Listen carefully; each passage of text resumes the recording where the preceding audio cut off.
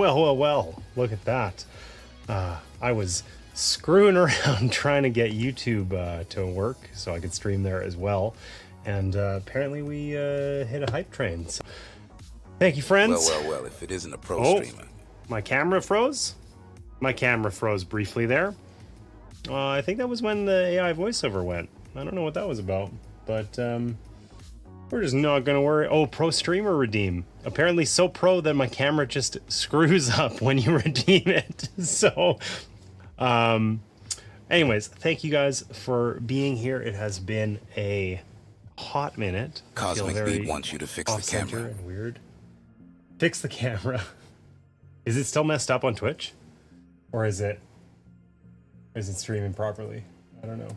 Is that a meta fix the camera, or like it's screwed up? Looking like a skill issue. Okay, listen, I should have known.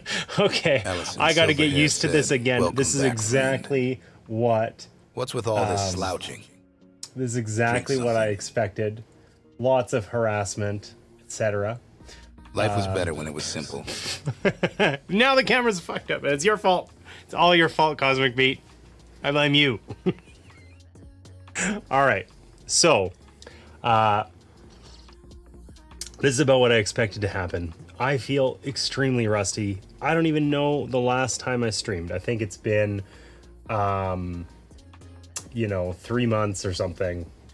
Maybe more. Hey, Trombone. Oh, look, you're alive. I did send you a DM a week ago or so. Didn't hear back. So, anyways, it has been a hot minute since I have...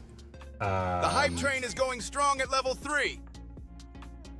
Risto Pisto just dropped 5 tier 1 subs and has gifted Oh my 10. God, Risto. Thank you so much. Risto. Taxpayer 2000 wants you to fix the camera. Okay. Jesus Christ. I gotta remember how to ignore chat. Okay. It has been a really long time since I have been streaming. I am back. We're starting with HeroQuest First Light because it's like analogous to what I'm starting over. This is HeroQuest for Dummies. I've never played HeroQuest actually. I guess this counts as sort of its own copy of the game. So 3 copies of it. I own the new one. I have the old like 80s version sitting right over there. And we're kind of starting over. So that's why we're playing HeroQuest First Light today, because we're basically starting over with streaming as well. Part of which is remembering, don't listen to chat that much. God, you guys distracted me there and I feel badly. I just kind of sat here like an idiot for a surprising amount of time. So I am having some weird YouTube problem with streaming that I would love to solve, but I don't know if I'm capable of doing that. I don't know.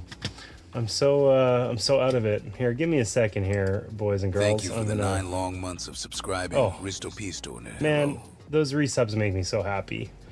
It has been far too long. I have wanted to be streaming and it just hasn't worked out for me, like generally. You know, life has been really hard lately and it's kind of messed everything up. YouTube should definitely be receiving enough data and there's nothing I can do about it. It's just being weird. I'll just have to let it be weird and hope that it figures itself out. Yeah, it's been way too long. It truly has. Life's been hard lately, and I took a little break from streaming. It was the thing that I just didn't have enough bandwidth for. But I'm back. I'm hoping to ease into things, like, very gently. We're going to start with a stream today, and we're going to see if maybe that can be a Sunday stream every week, and kind of go from there. So, welcome in HeroQuest First Light. Whoa, that is upside down. Let's take a look. Let's see if the camera works. I hope it does. Looks like it does. Okay. I'm literally starting from scratch, so consider this an unboxing. I have read the rules, but pretend I just did this. Whew. This is what we get in HeroQuest First Light. Okay, we get a little quest book. What's wrong with the YouTube stream? Does it look messed up, Cosmic Beat? I would love some comments because the YouTube control panel is telling me that it's screwed up, but I don't think it is. Hard to disagree, but it tells me otherwise. But it's sort of a finicky piece of crap. Honestly, YouTube as a streaming platform is a bit of a joke. Looks fine to me. Where they don't have a dungeon setup or player slugs for stat sheets, not talisman. Yeah. All right. Well, we got our character sheets here. We're off to a good start. We're going to see how pathetic our First Light minis look. Also, we also get some furniture and stuff in HeroQuest. That's sort of when I think HeroQuest. So, admittedly, I've never played HeroQuest, but I know of it. And what I think of when, like, I think I maybe missed the HeroQuest. Like, I was born in the 80s, but I wasn't playing HeroQuest when it came out in 1989, I think. I think I kind of missed that one just by a couple of years there. But when I think of HeroQuest, I think like dice chucking, dungeon crawl, and for some reason, furniture stands out as like the single most important feature, basically. So we'll see if that's true or not. We'll see if it lives up to that idea that I just made up, frankly. If it lives up to my own expectations. Hope you're okay, off cost. Risto, thanks for that sub. Glad you're back. I am okay. I'm doing really well, actually. Jack, thanks for that. Looks fine for me. Okay. Well, apparently it's literally just YouTube complaining for the sake of complaining to make me paranoid on my first stream back. But whatever, we're just going to ignore that. So, things I can tell you about HeroQuest. We're going to be playing... what the hell is this hype chest thing? I don't even know what this is. I can open. Danger Dance emote. 2. Alright. Thank you, friends. Old! Jesus. Jack, take it easy, man. So yeah, anyways, HeroQuest is sort of like a classic dungeon crawl. I don't believe that the modern versions, this one included, are much different than, you know, the 1980s rule set. Basically, I think HeroQuest belongs with exactly one other game I can think of off the top of my head that have largely survived unscathed with their rule set from the 80s. Most games from the 80s and 90s were bad. They suck. We make better games now. It's no different than if you go back and play like a, you know, N64 game. An early like 3D game is awful to play now, right? We can do it better, right? We've learned things, etc. Likewise in board games coming out now are generally better than older board games. Nostalgia being an important factor there. But HeroQuest, I think, survives along with Dune as the only like sort of 80s game system that I'm aware of that largely the rules are the same and we're still publishing that game today. And it's not been like, you know, something like Arkham Horror is a game that's still around and has been around for forever. But it's sort of been revised and manipulated like quite a bit over the years. First edition and the current game are very different. I don't think that's really the case here. So we'll see. Absolutely ignore that. Build a dungeon. Okay. I'm working on that dungeon. Okay. Here. Don't look at me. Look at HeroQuest. Let's see if the slider cam works. I don't know. It's been a long time. Apparently it does. Colors look really weird. Who gives a shit? That's what you get. It's the best we got today. Okay? All right. So we got some cool, you know, cardboard standees. Old school. Fun times. We got some rats, which is probably the caliber of enemy I'm prepared to face today. Because this feels really hard. God, I feel out of practice on streaming.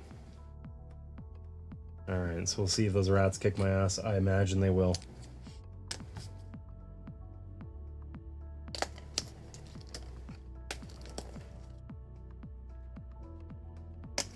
Those mummies.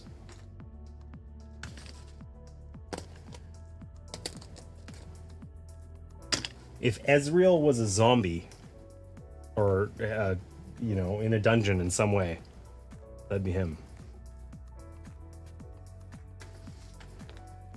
League players. Thanks for that lurk, Jack. I made that Ezreal reference for you, and you're not even here. That sucks. All right.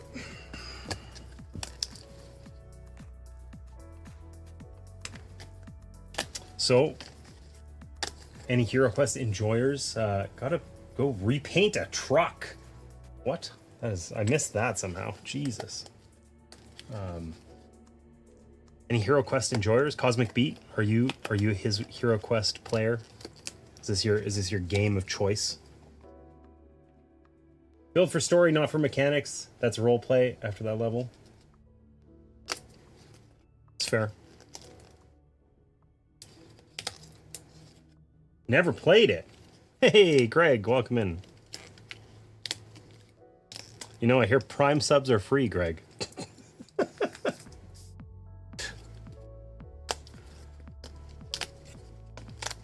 All right, we're watching me punch out pieces. Very exciting. Top tier gameplay right here. Can't even do it right.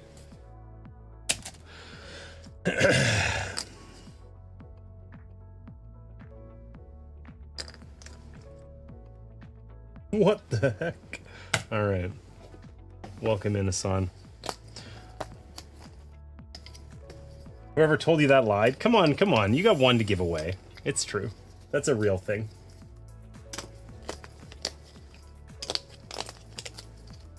All right. We got the HeroQuest Classic. The door. We basically, we live for this here. Doors. God, that makes my hands look so gritty and gross. What is going on with the colors on this camera? No one will ever know until I fix it after this stream sometime.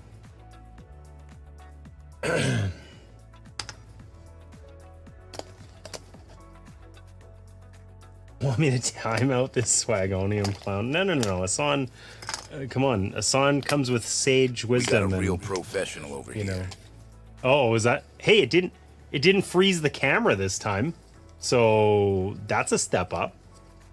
The pro streamer thing is not working, partially because of my bald head, partially because I didn't test everything before I streamed, and that was one of the things that I was like, I'm pretty sure this isn't going to work, but surely no one will redeem it. Whoops. Can I not ask questions? Of course you can ask questions. What do you mean? It worked when I did it. Oh, did you guys see the thing? It wasn't just the camera. It looked to me, I could see OBS, and it looked like it just changed the camera, but it didn't do the stupid overlay thing. If anybody asks where the statue arms went, ask Ed. I have no idea what that means. Oh, it did. Okay. But it also froze the camera. Okay, shit. So it half worked. I mean, I have a new video card since I last streamed, so that's probably responsible for some of those camera issues, the freezing with that, because it's a GPU thing. Okay, so we got a big old bag of little standees. Oh my god, those do not show up. How's that? For our doors and, you know, monsters and whatever. Huge old deck of cards. We'll get to that in a sec. Ah, our heroes. This is what we came here for. We're gonna win. Oh my god, these are the weirdest feeling plastic ever. They're like almost like they're like extremely glossy and slippery. That I do not like, but that's okay. These are surprisingly decent looking, all things considered. You know, they the casts are pretty okay. You know, I've certainly played board games with way worse minis than this, so at least that's nice. But they feel like really smooth, like very oddly. Anyway, that's okay. Won't stop us The barbarian's smooth skin isn't going to stop him from smashing stuff with his axe. Those effects are high tech. Look at that. Just looked like your big head. Thanks, Greg. Appreciate that. I'm not sensitive about that at all. We also have a huge dragon, which I guarantee you we will not be seeing today because we're playing like the introductory mission. Like I said, we're gonna hopefully kill some rats, but that might be too much for us. Like getting these dice out of the box, apparently. Also too much. Okay, so we're gonna throw a couple of these things in stands, and then we're just gonna get started here. I don't know what of these we need. I don't know if this is just a spacer. Looks like it. And or a box. What the hell in there? Okay, so we got some dice. We probably need at least a door in a stand. Surely. We're gonna need that. And then other than that, we're just gonna get started. Maybe I'll just leave these out. If I wasn't getting defeated by this stupid bag. And we'll figure this out as we go.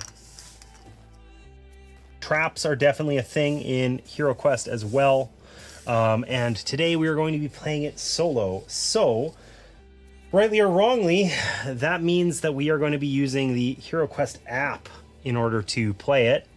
Oh, I did it. Okay, so this looks kind of terrible right now. So I'm going to fix that real quick.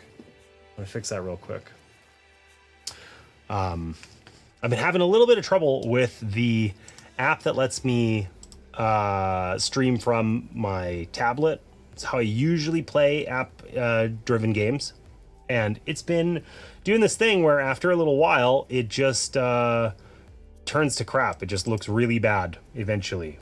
I don't know if it's because of my tablet going to sleep or not interacting with it enough. I don't know if it's that. But it should look better now. You should be able to actually read the text.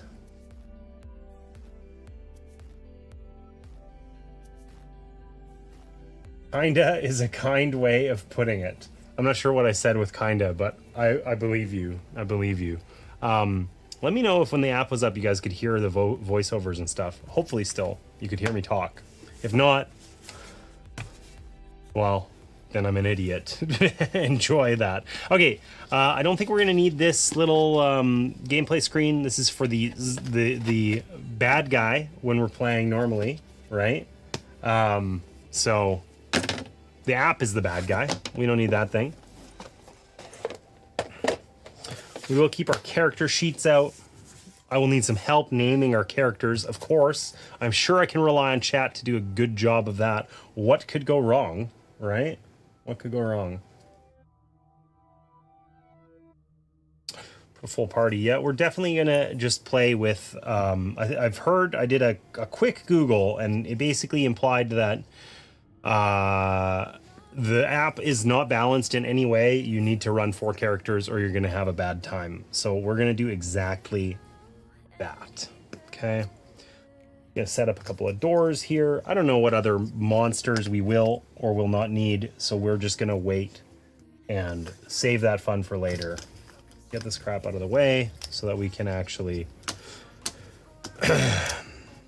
have space for the board.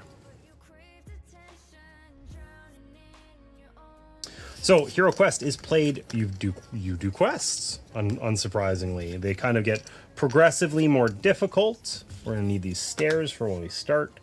And largely, we're playing on the same board here, but it's gonna be kind of modular, and we're going to, as we explore the game, we're going to enter rooms, and then usually the kind of evil villain player, a person in real life, would populate those with kind of things you can see. It's sort of line of sight almost. You open the door and find out what sort of nastiness awaits you on the other side. In this case, the app is going to do that for us. So we'll see how well that works. I have not tried it. I have, like most things on stream today, I have low expectations. So we'll see how it goes. We'll see how it goes. All right. almost enough space here to actually got some treasure chests. We'll need those as well.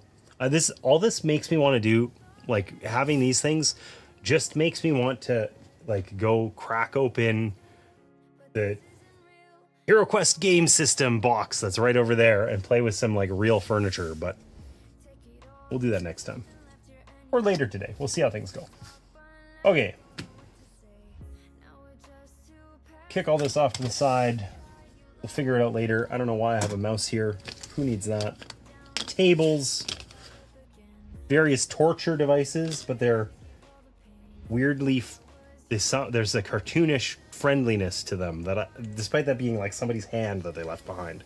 Somehow it doesn't seem that mean or scary. I don't know. All right. Here we go. The board. Ooh. Board feels ready to fall apart at any moment. Those seams are doing a lot of work. This is also way bigger than I anticipated, but that's okay.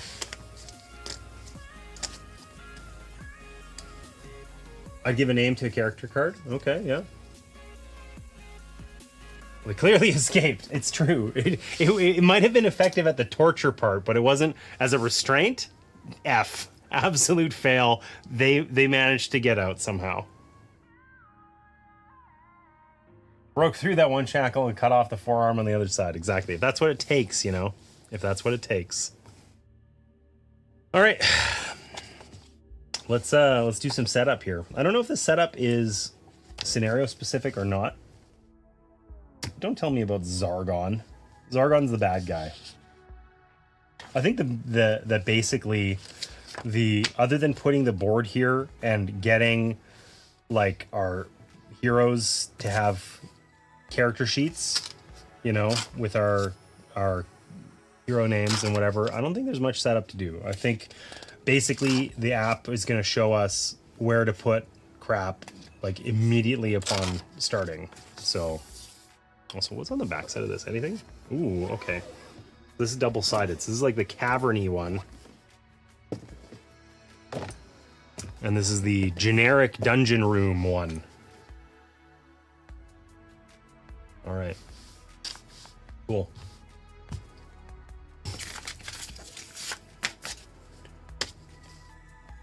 So, let's see if we can get this app to play nice with us.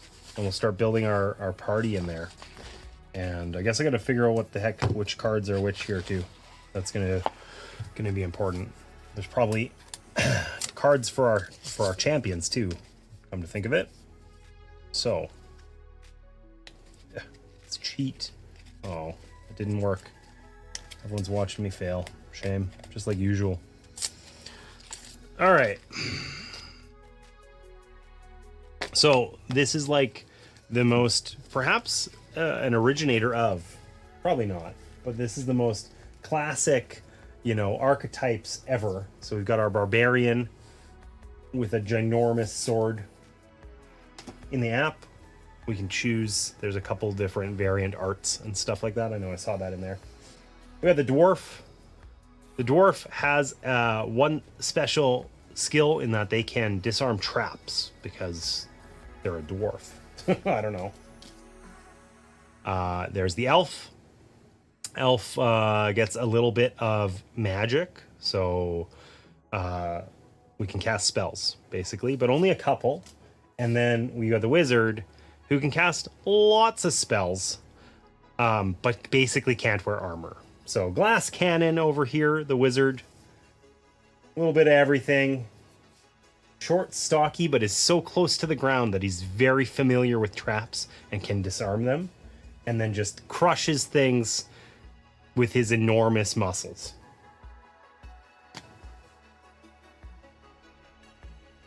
How was this so-called bottle drive with the kids the other day? So-called. It was good. It was really good. Thanks for asking. We had a very successful bottle drive. We took my kids out, took all of them, even though it was only for Sarah to raise some money for her swim club. And it was pretty successful. Though the place we went to this like new community. I don't know, man. There was like on like a whole street of like 100 houses, there was like 2 places you could park. It was the most ridiculous thing ever.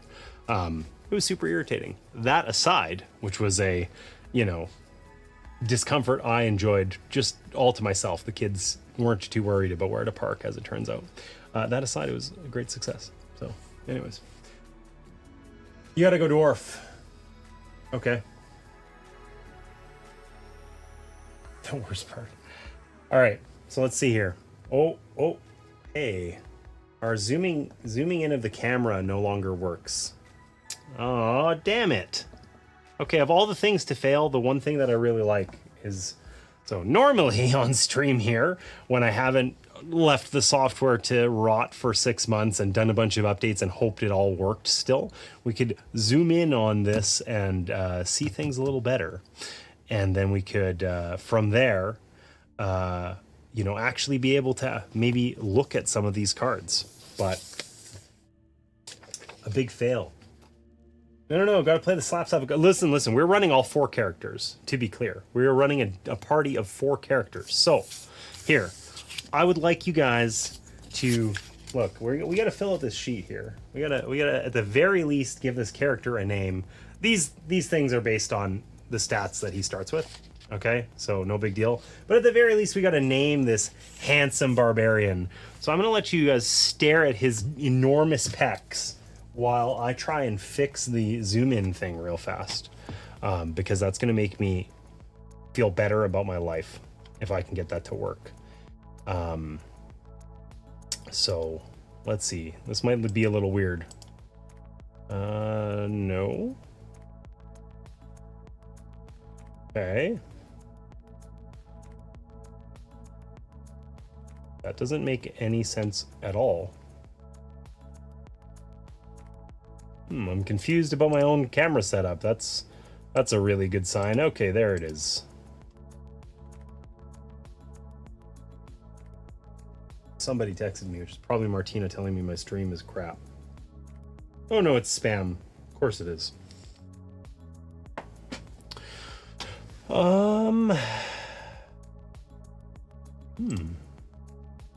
See if we can figure out quickly why this is messed up. If I do this, hey, so this still works? Oh my, okay, it really still works. We can still zoom in, it's just the keybinds are screwed up. I'll fix that. His name is Barbara. Okay, next, got it. Barbara the Barbarian, done. You know, I knew there was a reason I kept you guys around. Barbara. Done. Locked in. Okay, so you can think of a lovely name for this handsome dwarf. Okay, you guys think about that while I fix these keybinds. Because I'm just going to be annoyed if I have to spend all stream not being able to do that. Control Alt Numpad 1. Of course, a classic keybind to use.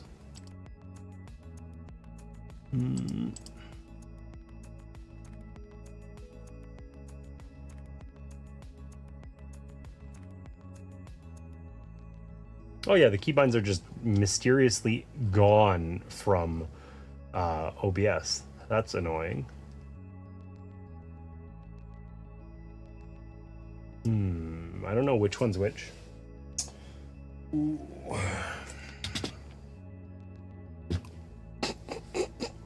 You know, it's gonna be hard. I got this little mini keypad here, or keyboard, but it doesn't have a numpad on it.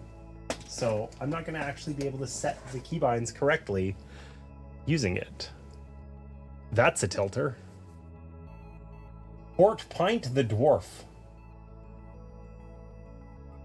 Or Buddy. We got Buddy or Quart Pint.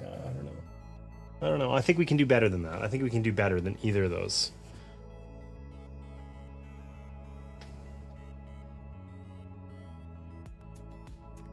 All right, I'm just gonna walk off screen here for a second. Press the button. Hope it works.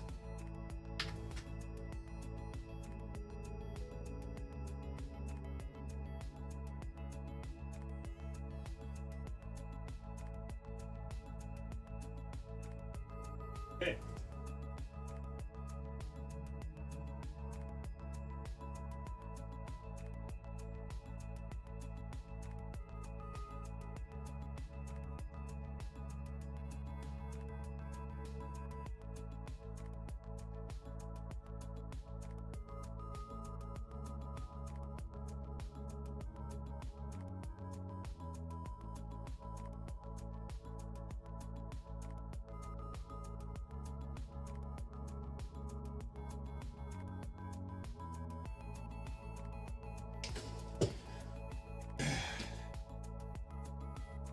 Okay, let's see if I fix my stupid software issue or not.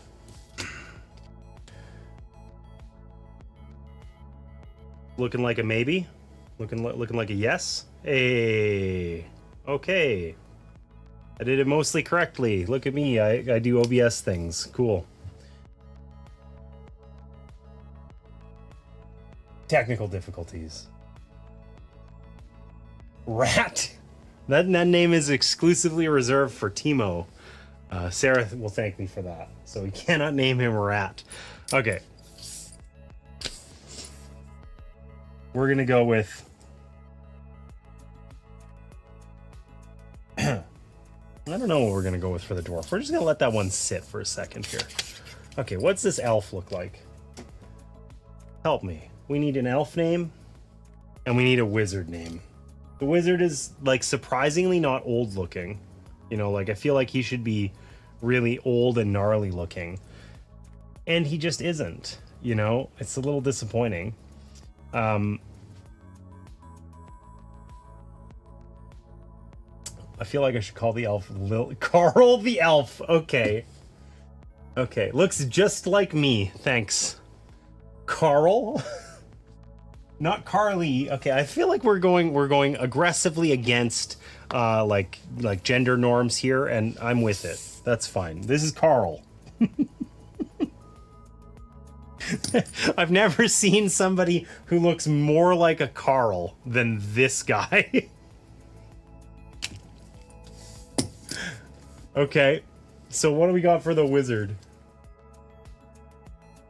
We need something. We need something amazing here. I feel like that could just be like Steve or something. But, I don't know. We need something... Need something amazing. I'll let you guys think on that one too.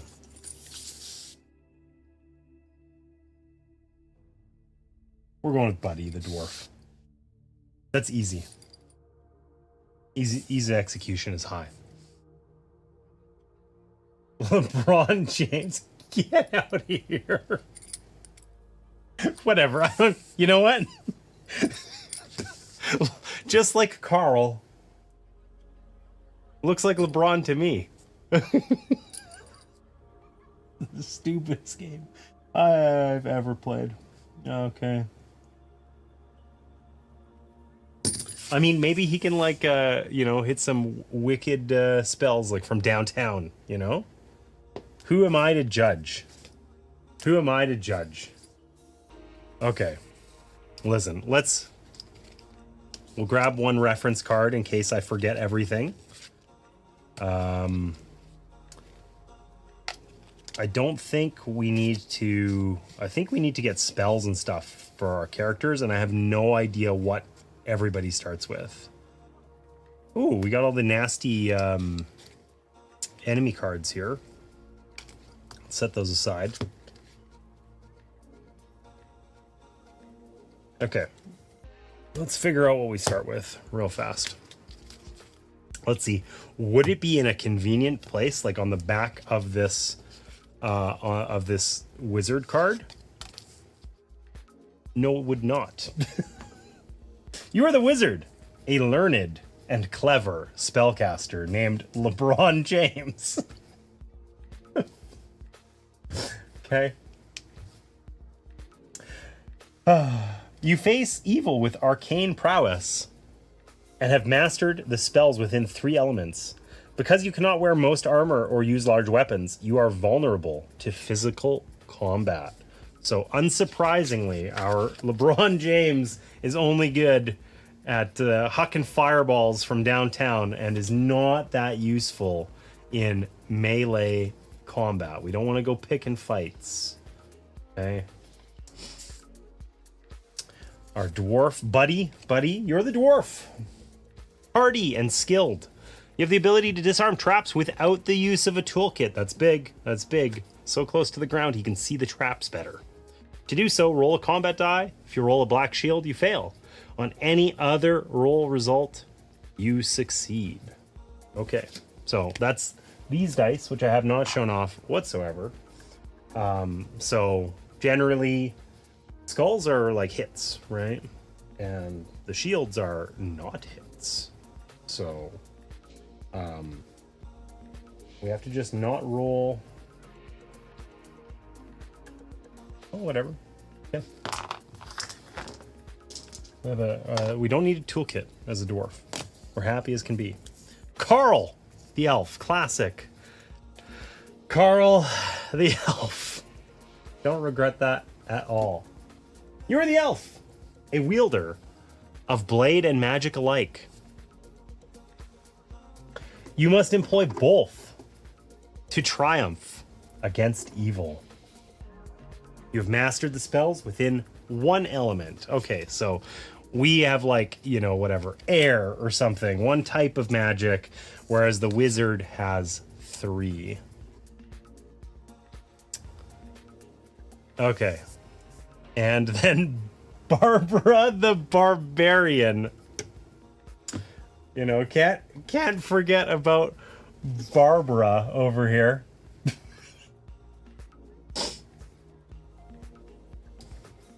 You are the Barbarian, a powerful warrior who boldly charges into the fray.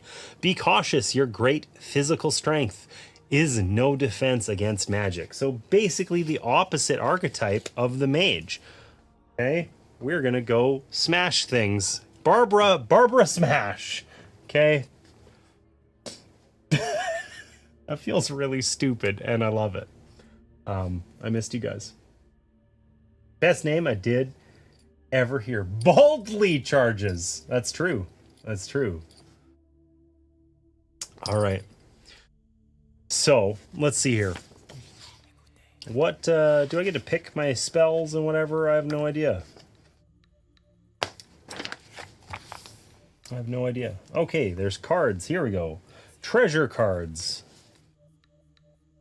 Artifact cards. Imagine they're labeled when I just simply flip them over. Okay, so there's artifact cards. There are treasure cards. Shuffle these before each quest. Keep them face down in a pile within reach of all players. It's going to be tough to do. Okay, so there's our treasure cards. Artifact cards. These are special. Hey, As sit up! you will discover in the quest notes. Thank you. Thank you for that posture check. Oh, I didn't shuffle those at all. Keep these behind the Game Master's screen. Well, that's not going to happen. But we'll keep these like alphabetized and not mess with them. If we can find the artifacts, you know, they're like named objects, right? They're not just a dagger. They're the whatever. Way cooler dagger of legend. Oh, wait. Missed the wizard's staff. All right, equipment cards are decidedly not mentioned. Handy. We'll just set those off to the side. We got dread spell cards. These 12 spells belong to Zargon and are very powerful. Okay, so these are super nasty spells that we don't want to screw with. Just set those off over there. Monster cards. Where did we put the monster cards? Oh, they're here. Here we go. Place these face up in a line where all players can see them. We're not going to do that, but we can take a quick look at them. We can take a quick look, I guess. Abomination. Red Warrior. Goblin. This we could maybe handle. We could maybe handle a goblin, I think. You know? What about Carl? What do you mean, what about Carl? Skeleton notably has both hands. So not the guy who escaped the trap. It's just a phase mom zombie. I don't know. This looks like screams emo. Yeah, I don't know. Anyway. All right. We'll keep our monster cards for future reference. And we also have our spell cards here. Okay, our reference cards, we won't need those. Water spell, fire spell, earth spell, and air spell. Okay, equipment cards. Place these cards in a face-down deck in reach of all the players. Heroes can visit the armory between quests to exchange gold coins for weapons, armors, and any other goods found in the equipment deck. They might also discover equipment during quests, as indicated by the quest notes. See, a trip to the armory. Well, I'm not doing that. Okay. Each spell group contains 3 individual spells. Divide these between the wizard and elf like this. The wizard chooses one of the 4 spell groups. Okay. So basically, we just get to divide these up however we want. And what do we want? What is Carl better at water magic, fire magic, earth magic, or air magic? That's the question we got to determine here. What? Posture already gone. Listen, it's hard. Okay? It's hard. Earthy Carl. Hey.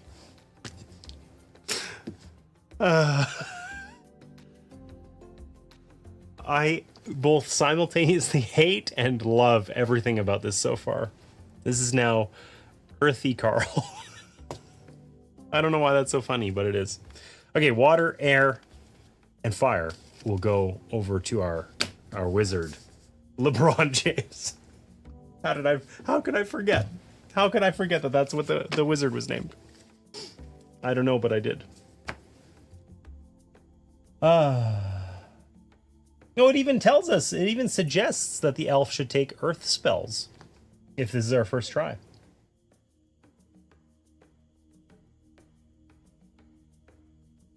Okay. So, our setup is complete. We've already met the heroes. We know how they work. I guess really quickly we can actually talk about this is extremely straightforward, but we have attack dice. That's how many dice we get to roll when attacking. Defend dice. That's how many dice we get to roll when defending. And then body and mind points are like body essentially is our hit points, right? We want to not be dead. So that's our hit points essentially. And we want to have a body points more than 0 or we're dead. We can resurrect people and stuff like that. Apparently, I have no idea how that works. I'm not going to worry too much about it. We're just never going to die. It'll be fine. What could go wrong, right? What could go wrong? All right, we're going to tone down this this camera effect a little so that it's like a little, this looks like an actual camera and not whatever the hell's going on now. All right, there we go. So we are ready to start our first quest, I guess. So let's give this a whirl. Let's give this a whirl. We're gonna fire up the app here. You know what I'm gonna do? I'm gonna take like the quickest break because I desperately need a second to go blow my nose. So I'm gonna take a quick break, like 1 minute here, and we will be right back. And then we'll fire up the app, get this all rolling. It introduces us to our quest, and then we're basically playing the game. So thanks for putting up with me as I set this all up and got this all punched out and whatever else. And we named Carl, the earthy elf. Anyways, I'll be back in 1 minute.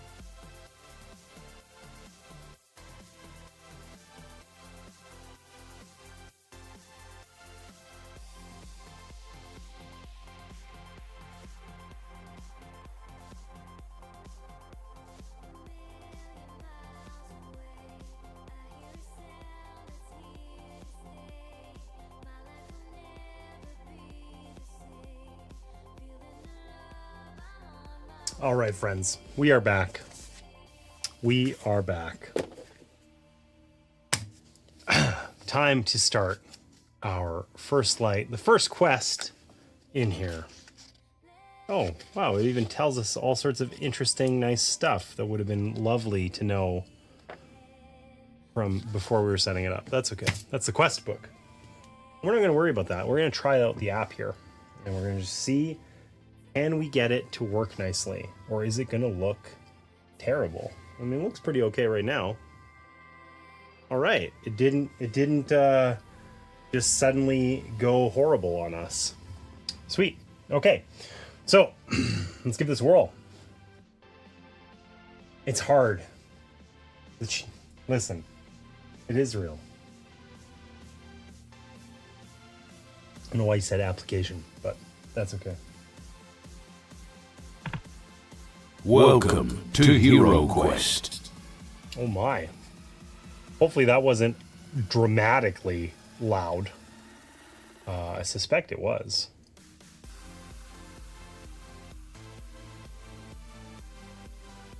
It's echoing. Okay. I don't need to hear those things. This way, my ears are broken. Okay, well, sorry. I turned it off so that I will no longer hear it.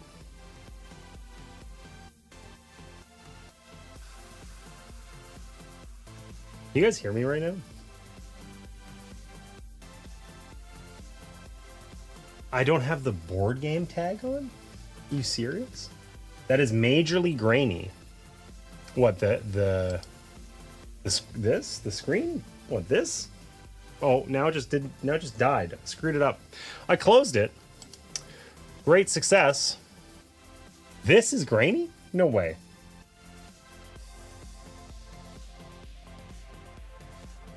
Really?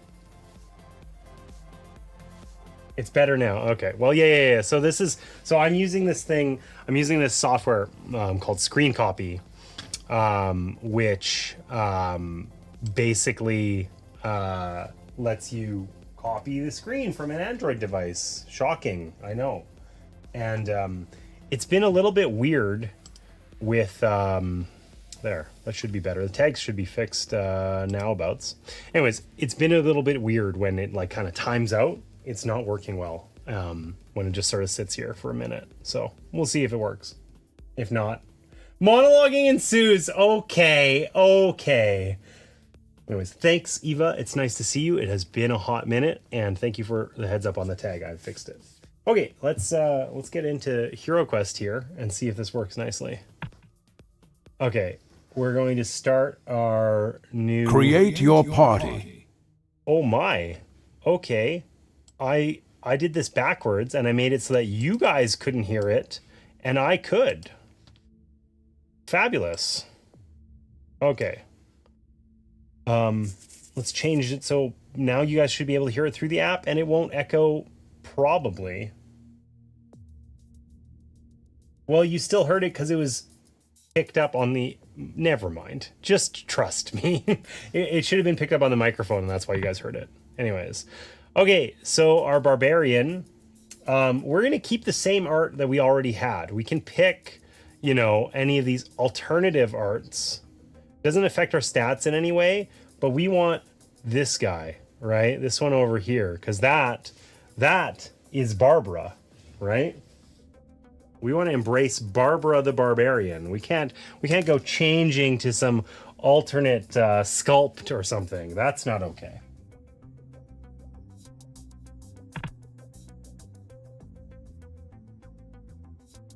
No, you heard it crystal clear. And it echoed? Wait a second. Hold on. Okay. The most recent thing where it said choose your party or whatever the hell it was. You heard it crystal clear and it echoed? Because that should be impossible. That's going to make me irrationally angry. Yes. Yes. Well, that doesn't make any frickin' sense.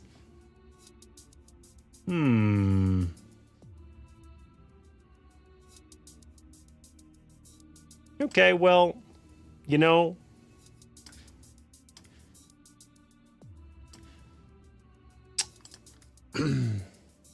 This should at least fix the echo. Probably. I don't know. I'm confused about how that could have happened. But we'll just carry on and hope that it's good. Quests are more challenging. Oh, whoa. We don't want to start without everybody else. We've got Barbara. Drag the hero tokens to rearrange hero turn order. Here. No. Sorry, app. I'm doing it wrong. We got Carl the Earthy Elf. Never forget Carl. And LeBron James the Wizard. God damn. Chat, thank you so much. Okay, we need a name for our party. What's our party's name gonna be? Please don't make me regret this. Still echoing and loud. Whoa. So I'm echoing? The Besties. Jungle Diff? I love that. Okay, we're doing Jungle Diff.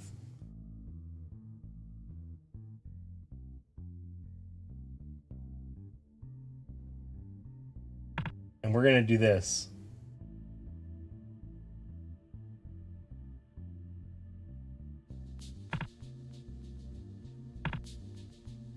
All right. So, I don't want to dick around with the audio settings and why it may or may not be echoing. That seems bizarre. Instead, I just turned the voiceovers off. And if there's weird effects audio and it's really echoey, let me know when we get into the game. And I can always change that. But you'll have to suffer and I will read to you in my best narrator voice instead of whatever's in the app. So, all right. Select a quest book. You must do the voiceovers, exactly. All right. We're going to start with HeroQuest First Light. Deep within the mountain halls of Tulvar, the warlock Quindrak, good warlock name, feeds his wicked ambitions. In his search for power, he has uncovered a strain of dread magic that surely spells doom for us all. Most certainly, if Cassandra the Witch Queen learns of it. Journey to the fortress of the Fire King to unravel ancient secrets, disrupt the advance of the Witch Queen's forces, and put an end to Quindrak in a race for the fate of the realm. Strawberry? Strawberry flavored text? Instead of vanilla? I don't know what you mean. Anyways. Okay, that sounds badass. So Jungle Diff, the party. Let's see what our mentor has to say for us. Hello, my friends. I believe your training is complete. You are not yet true heroes, untested by battle, as you are. but I sense in you great potential. We're gonna send you out there, hope you don't die, and as long as that works out, we're good. Let me tell you of the foe you face, Zargon. Many centuries ago, Zargon was my apprentice. The young sorcerer worked hard and learned quickly, but impatience devoured him. He thirsted always for more power, more knowledge. I warned him of the dangers and urged patience, for I knew in time my apprentice would become a great sorcerer. But Zargon could not wait. He broke into my study each night to read the forbidden tomes and texts gathered there, and the secrets held within them were great indeed. Upon learning them, Zargon fled. When I caught up to him, I found him irrevocably changed. He had pledged himself to the malevolent powers of dread, the fool. He only saw fast, intoxicating power and thought nothing of the terrible price that must be paid for it. I tried to reason with him, to no avail. For many days we battled, but Zargon had allies stronger even than I, and I could not defeat them. As we both weakened, he fled and sought refuge in the northern Dreadwastes. I believe he remains there, licking his wounds, conjuring ancient powers with which to overthrow the realm. Cursing, always me. Cursing, always me. And the heroes that I send to stop his deluge of poison. That is who you are up against, heroes. Remember that, and keep well your caution. I come to you today, however, with news of the Witch Queen Cassandra. She has moved a number of her army into the plains of death from the ruins of Kalos. Lore Tome shows me they search for someone, one of their own who seems to have defected. God, this keeps going. Jesus.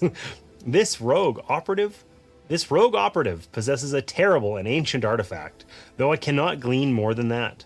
Prince Magnus has ordered Sir Ragnar, leader of the Knights of the Realm, to scout the plains of death and determine the whereabouts of Cassandra's forces. Ragnar has valuable insight into the nature of our enemy. He was recently rescued from imprisonment by one of Cassandra's orc warlords, the reprehensible Ulag. You can tell he's reprehensible because his name only has like two little syllables, and one's really nasty sounding. One's like, you can feel it when you pronounce it. Ulag. We need you, brave ones, to become the heroes of the realm. It is for this very purpose I have trained you, and I know that you are up to the task. Let us go to the war room so that I might introduce you to Sir Ragnar. Okay. Before we get started here, how many times do you think this guy's done that speech to another band of like 4 heroes? We're like the 30th group to go out, and we're just hoping for the best here, you know? He's like, I've trained you so well, brave heroes. This time it'll be different. We're dead. We're so dead. All right. Oh, was there like a voiceover for that whole thing? That's okay. I turned that off anyway. Well, so if it we're gonna isn't a continue. pro Time roller, welcome in. Oh, I don't know if, you know what? I don't think my pro streamer redeem will work because I made a new scene quickly for this, for the thing. So probably didn't work. Sorry. Hope you're well. Been a long time roller. Been a hot minute since I've seen you. I haven't been streaming, but now I am. Surprise. All right. So we read the enormous mentor's greeting, the well-practiced greeting. I'm sure many a band of heroes has heard that one before. Okay. So let's try quest number 1, the border fort What's of with all this Ingulden. slouching? The Witch Queen Cassandra moves her army, much to the concern of Prince Magnus, who I think we were supposed to meet, but we haven't. Oh well. He has tasked Sir Ragnar, the leader of the Knights of the Realm, with determining her whereabouts. These scouts have not returned from the border fort of I swear that I wasn't in there. Oh, it isn't. In Gildan. In the title, it's in Gulden. In the text, it's in Gildan. Whatever. Journey to the fort of mysterious name and discover what has become of them. Then you can report back with your findings. The backdrop and setting is a lot better than original HeroQuest. Well, I feel like the backdrop and setting in original HeroQuest was like nothing or very little, but I don't actually know. I'm tempted. I'm so tempted. I have it sitting right there, but I don't want to like get distracted with a million HeroQuest things. As related of a tangent as that would be, it would still be a little bit of a tangent, and I want to actually like chuck some dice and stuff here. So we'll pull that out after. Okay, let's continue. Boom. Oh, now it looks like crap again. It did the thing. It did the thing. Well, that's annoying. So that must be absolutely illegible. We're just gonna restart this real quick. I don't know why it does that. That should be better. Place the revealed pieces on your table's game board. Okay, we can read it this time. Also, he has the map set up the opposite way from me. So when I look at the, oh, that's not the right one. This is 4 wide and 3 wide, and both of them are 3 wide like this side. So I'm just gonna quickly flip the board around because otherwise we're gonna have stupid issues later.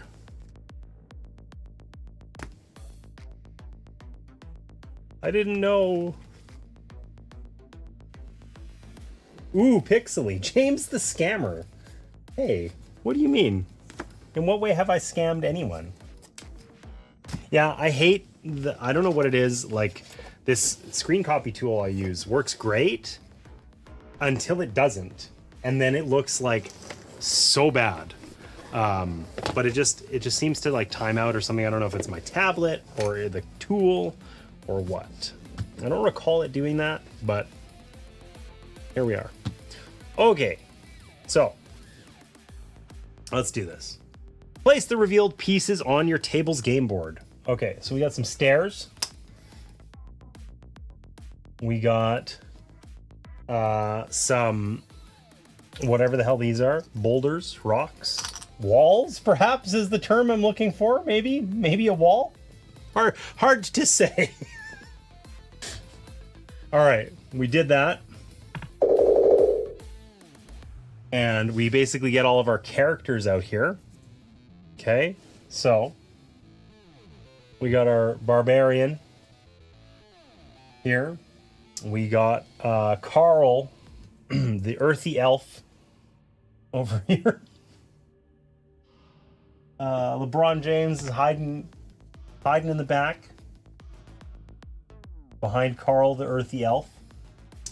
And Buddy, good old reliable Buddy, is off in the back corner there. And I'm going to turn up the brightness on my lap or my my tablet here so I can actually like interact with this in a useful way. Because it does not want to let me do that though. That's interesting. Okay. You know what? I'm not going to do that. Forget it. Who gives a shit? Not me. Maybe what I'll do is I'll use the stand so I can actually see it. There we go. Okay. So, place the reveal. Excuse me? That is not what I'm seeing. Okay. Well, we're going to restart that software again because I think I got confused when I rotated the tablet. This is going smoothly. Okay. Perfect. Watching, waiting, listening. All right. So, we got our characters out. The border fort of in like Gulden stands in ruin before you on a craggy hill. It is a disaster. It is a disaster. Sir Ragnar has tasked you with finding out what happened to the scouts who went missing. Now listen, I'm not like like a genius or anything, but I think we can infer what happened to the scouts based on the art shown on this tile. I think the scouts might be dead. I don't mean to alarm you, but you're actually streaming. I know, Jared. Welcome in. It's weird. It hasn't been going well, but it's here. It's real. Before sending you on your journey, the knight hastily gifted your group with 2 potions of healing. What a nice guy. So I bet you we can find a potion of healing in our like our equipment here somewhere. Maybe. Potion of speed.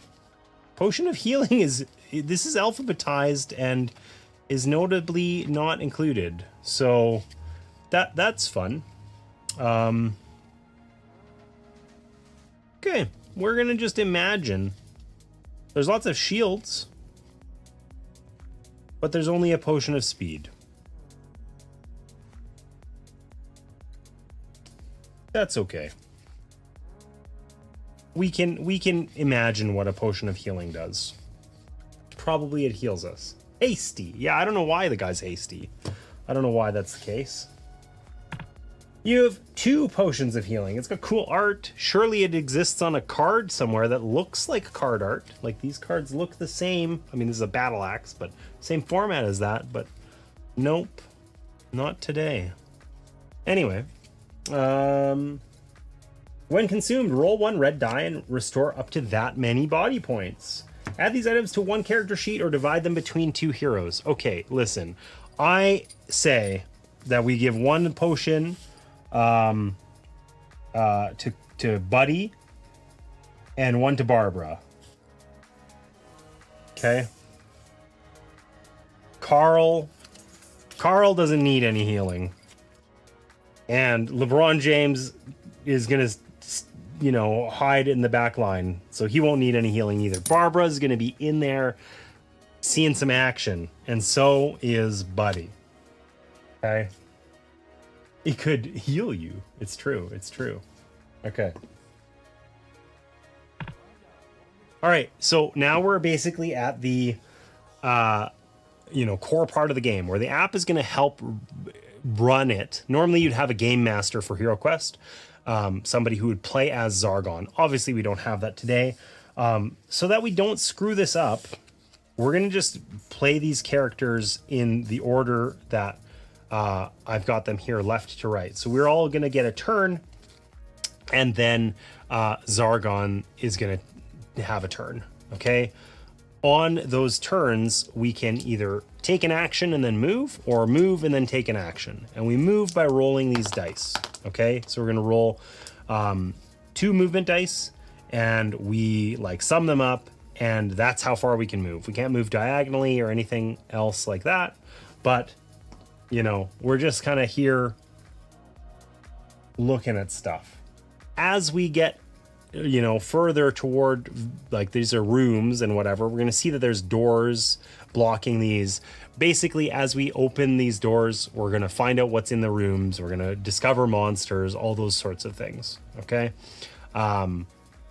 Doors, once opened, cannot be closed. So that's sort of our main way of progression. We go beside a door, we decide, do we want to crack it open or not? If we go open every door, we're probably going to die. So we're not going to do that. But let's see. So I'm gonna get a little dice tower, I think. I'm gonna take this one because it's less dusty than the other one, quite literally. I don't know if you guys will be able to see that. Sure, we'll do that. So we'll start with Barbara. Whoa, I flipped that, but that was a 3. Oh my god, how useful. Anyways, 8. We can move up to 8 with Barbara. Oh, there's also a huge gouge in this board. Damn.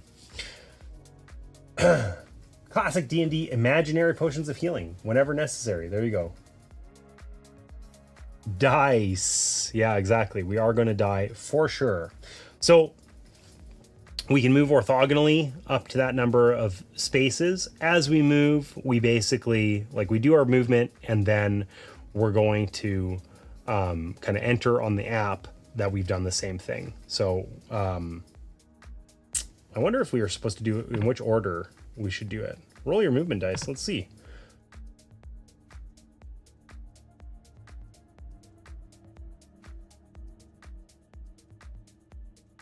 Okay. So we basically do app first. Okay, so we're gonna move our barbarian. And like that. Ooh. Place the revealed pieces on your table's game board. Look at this. Look how innovative this is. We get to put a door. That room has a door to it. Who'da thunk it? Oh my god, another door. I was ill prepared. Oh, and there's bad guys. Okay, so where do we got? We got goblins. We didn't actually put any of these in standees yet. Shit. I hit okay and I wasn't ready.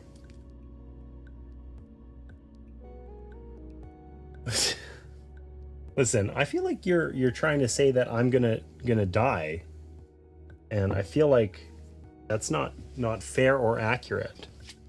Okay? So, just so we know what we're messing with here. These are goblins that we've seen a couple of, right? So goblins can move pretty far, but they're like as weak as we could get. They attack with 2 dice, defend with 1. They have 1 HP.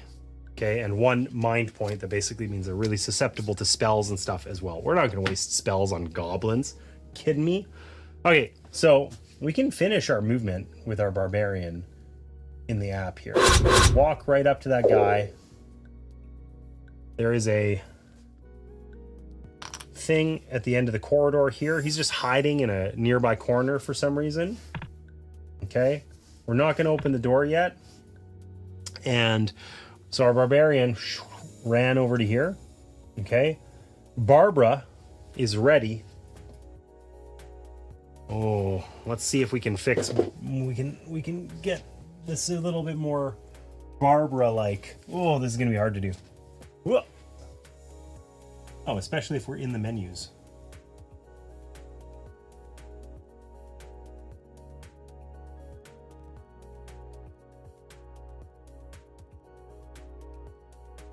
Okay, well, we can't really get the action shot. Apparently, I just set this up to be really focused on, you know, not that. I'm gonna fix that because it's gonna make me feel better.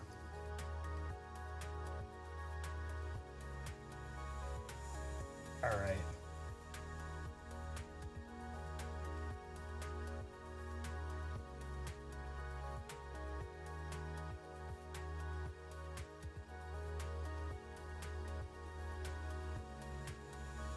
Well, it's not that much fixed, but it's better. So Barbara's over there facing off against this goblin in the dark, apparently. Man, I need to adjust these camera settings, but that's okay. I won't screw with them anymore today. We'll save that for next time. I've been jump scared. Oh my god, an ad. The app sound is a little on the loud side. Okay. Thank you for letting me know. I thought I had turned the sounds off in the app, but apparently not. All right. Is this going to affect the output for you guys or just for me? I'm not sure.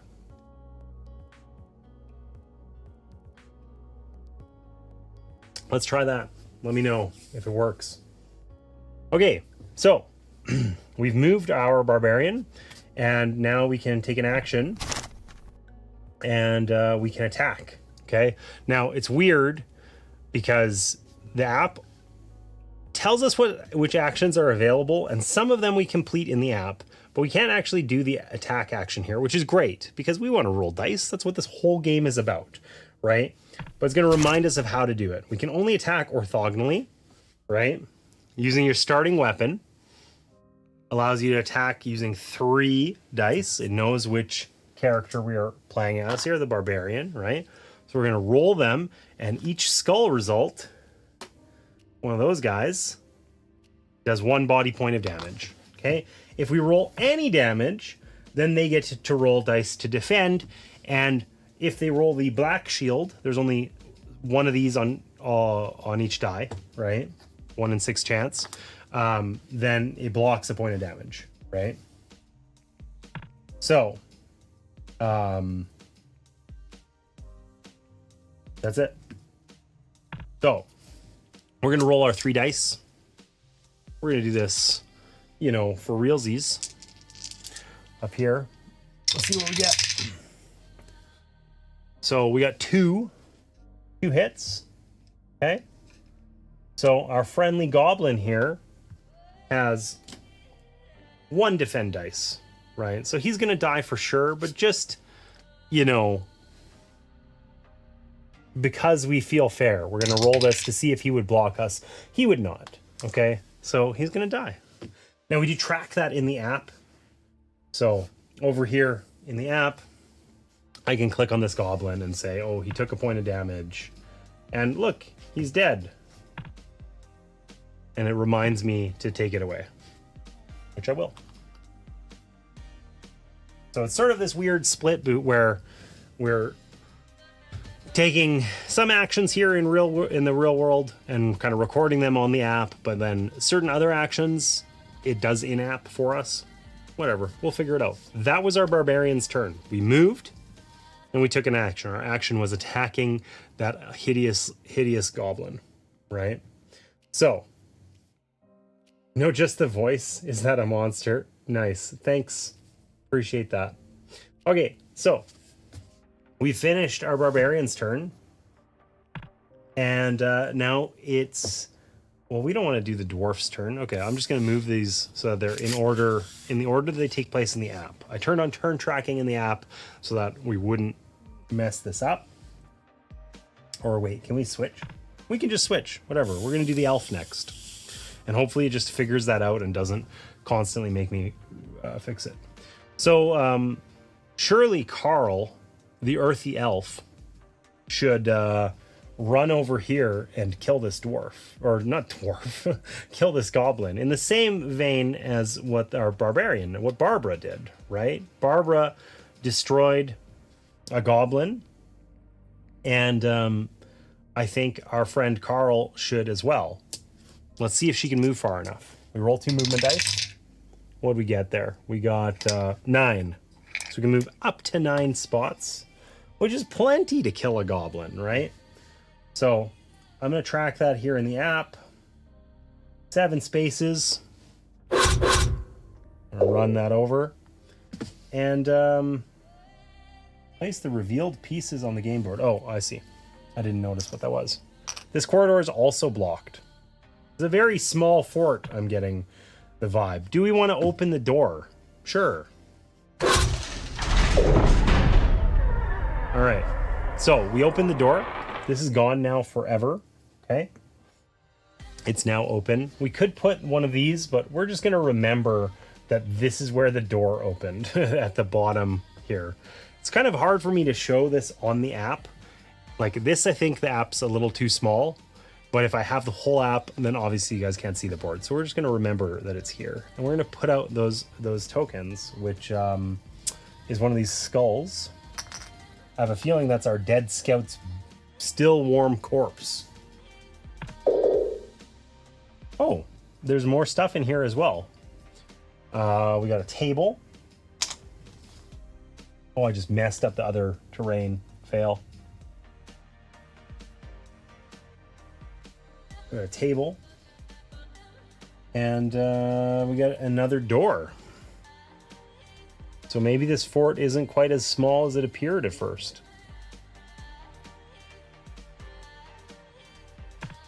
Oh, and there's some more goblins. Great. Fabulous.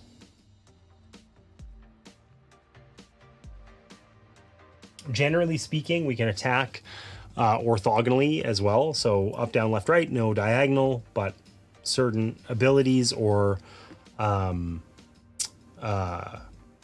items will allow us to, ignore that rule.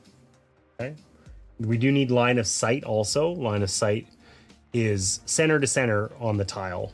So these two things are in line of sight, right? Like this one here and the square that I'm standing on, even though we kind of touch on this corner, they're in line of sight. But well, we'd have a line of sight, in fact, to basically everything in that room. And we get to sort of like, it's fast and loose rules. We get to decide, does furniture block line of sight or not? That sort of thing. It's not a problem for us right now, so we're just not going to worry about it. And I think we're going to finish with attacking this goblin. Other characters can move through us. They cannot move through enemies. So, Fallen Scout. Oh, I didn't even finish with the app.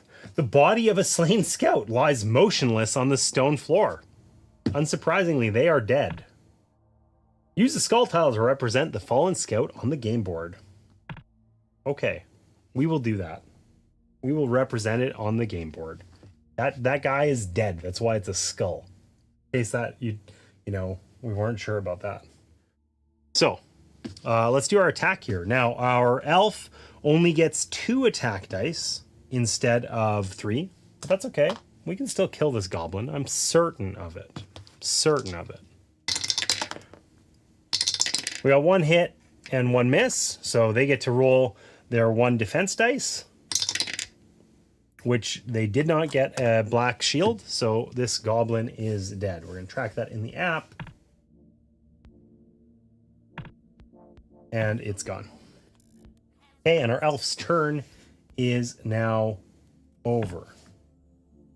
Okay, it's our dwarf's turn. What's our dwarf going to do? We're gonna run over there. We're just going to charge aggressively into the room with no regard for our well-being in any way whatsoever. Actually, we rolled 5 movement, so our short, stubby legs are insufficient to get us into that room. So we are going to instead just move swiftly into this hallway and think about what we're going to do next time.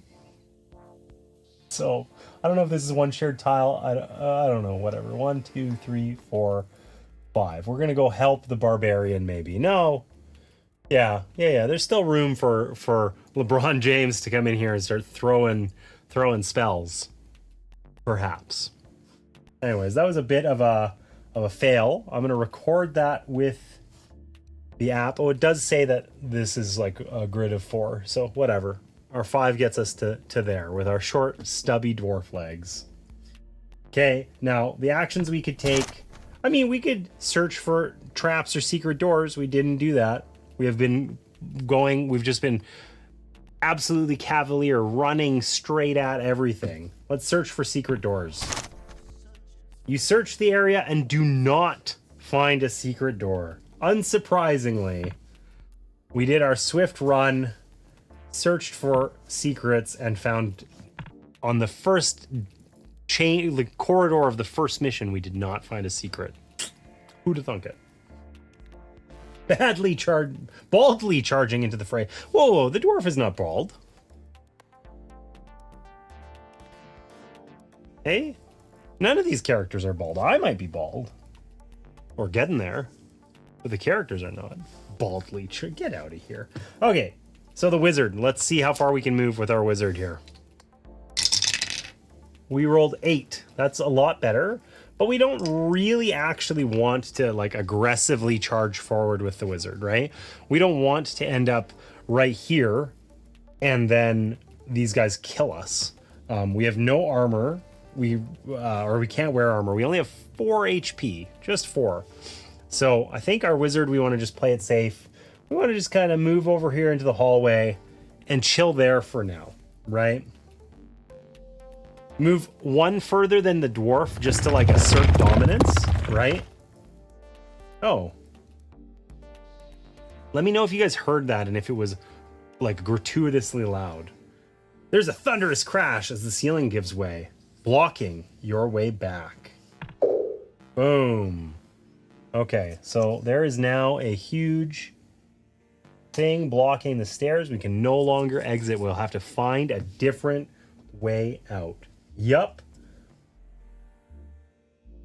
Was it like super loud, Greg? Oh, it's because I changed the volume slider on the wrong thing because I'm a doofus. Okay. Why would this have audio on it? That doesn't make any sense.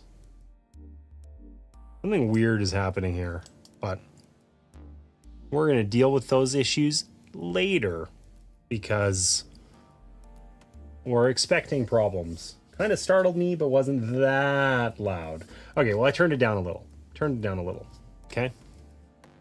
So yeah, our wizard here, LeBron James, runs just a little past the dwarf, just enough to like assert dominance and make it clear, hey, stubby legs, nice run, you know? That's his goal, really.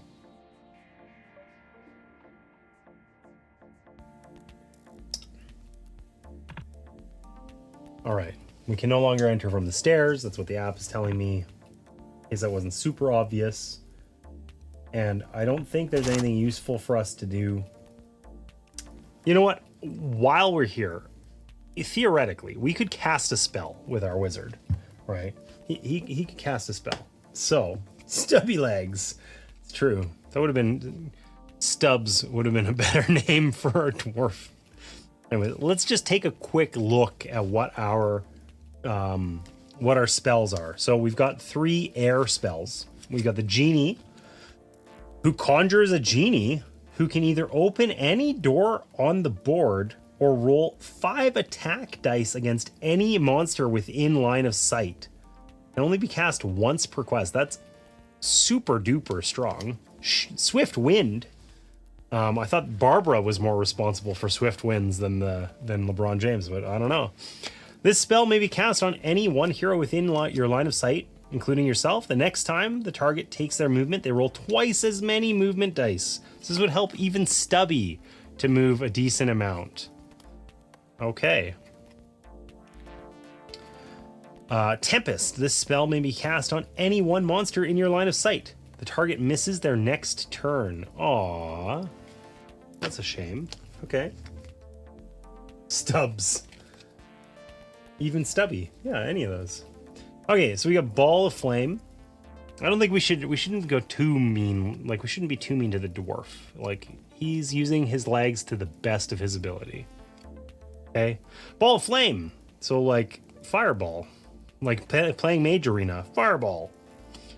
This spell may be cast onto any one monster in your line of sight to enshroud them in flames that deal 2 body points of damage. Look at that. It looks painful.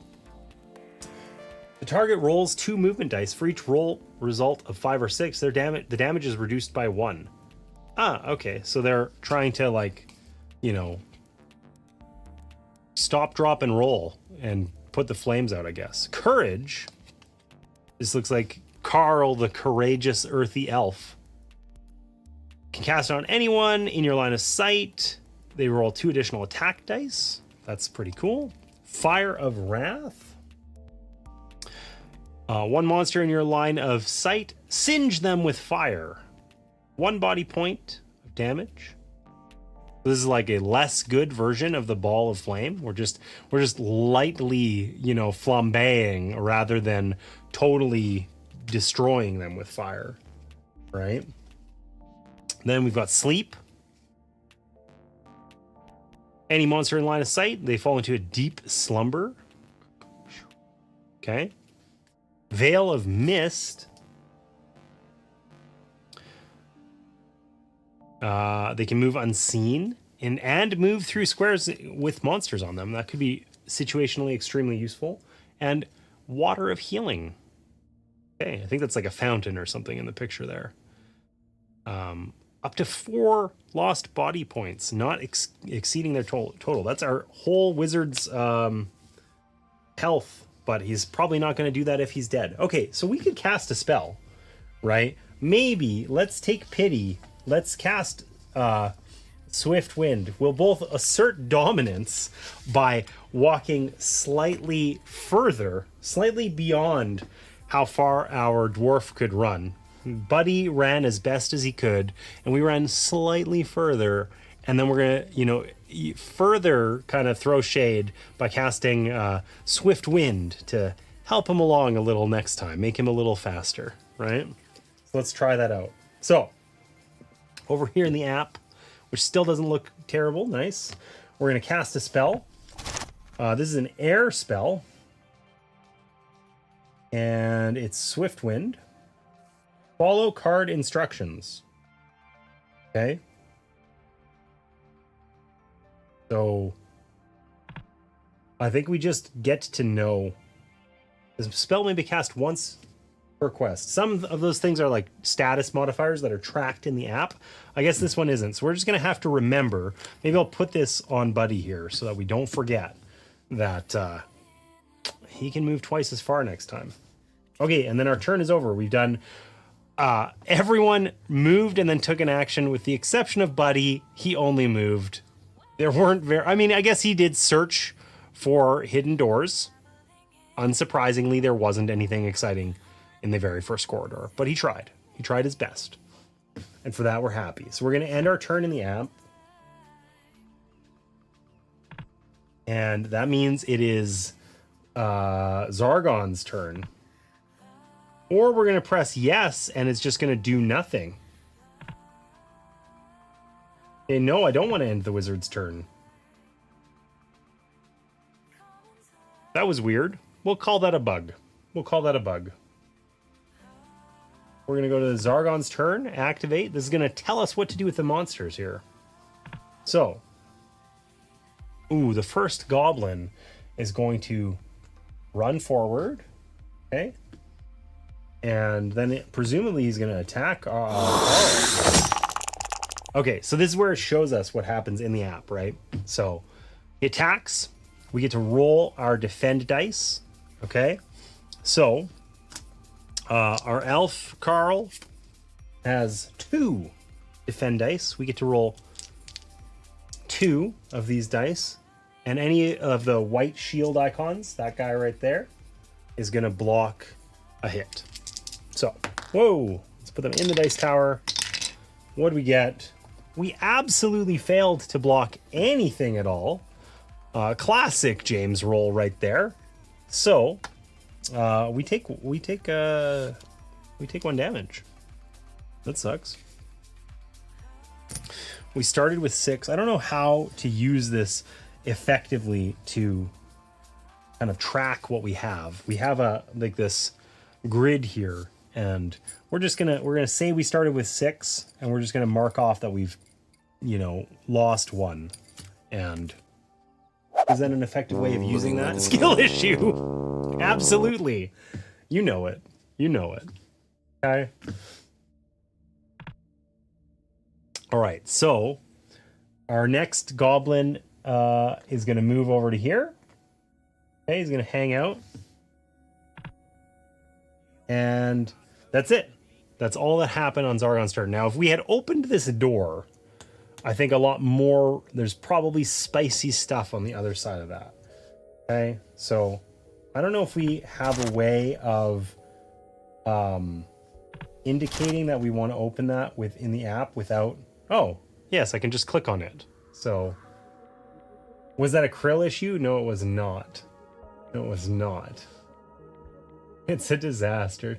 Classic James roll right there. Yeah, thanks. Okay, so we're going to open this door and check out what's in this room here before moving. So, I think we found the next scout's still warm corpse. I mean, maybe this one's cold. I don't know.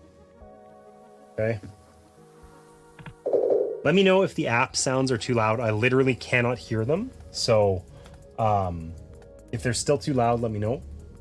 But otherwise, I will assume that they are all great and fabulous and all that good stuff. Okay. Oh.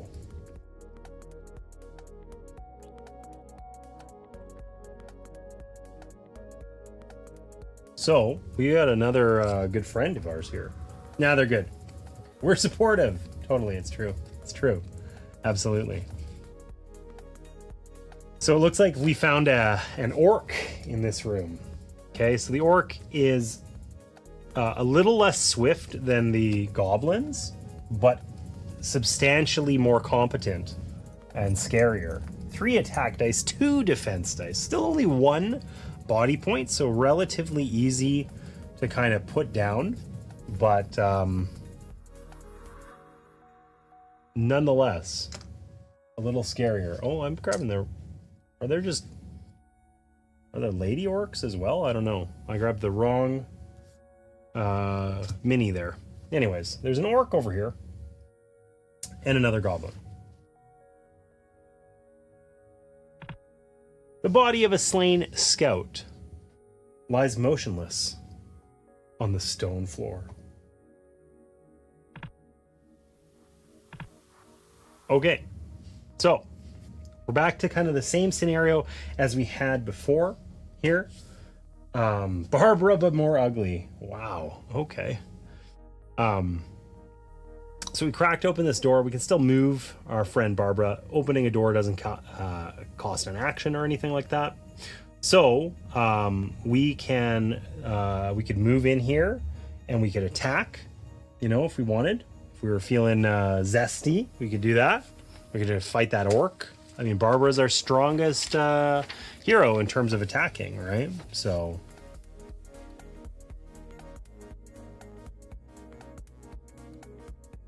All right, so let's do that. We know that that's Barbara's role here, just to charge in and kill stuff. So what do we roll? We rolled the 6. We can move up to 6 for Barbara. So I think we know we're intending to attack that orc. Let's position ourselves so that our friend Buddy, I almost called him Stubbs, can run in here and help us. So we're gonna leave this space free, and we're instead gonna move over to this space and attack that guy. Okay, so we're gonna go like that, and boom. Okay, and then we get to roll 3 attack dice. Okay, against this orc. Oh my god, a classic James roll right there. We got nothing. Okay, well, Barbara ran in, you know, swinging like crazy, but just absolutely missed. Hit nothing but air. It was a warm-up attack. Everybody needs one of those from time to time, okay? So, Barbara's turn is done. Let's send our good friend Buddy in there. Okay, so he gets to go twice the distance as normal as his roll. Okay, which is a good thing because he only rolled a 5, but he can now move 10. Okay, so he can go. Buddy goes where he pleases. Okay, so our important question, I guess, is: do we want Buddy to race in here and save Barbara? And then both of our like tanks are kind of over here. We could potentially attack that orc again or whatever. Or do we want to run? Oh, I guess we can't actually run through these guys. So let's just move Buddy in to the center of this room. You sprung a falling blocks trap. Okay. You must roll 3 combat dice. For each skull rolled, suffer 1 body point of damage. Well, we know how many skulls I rolled on the last 3 roll.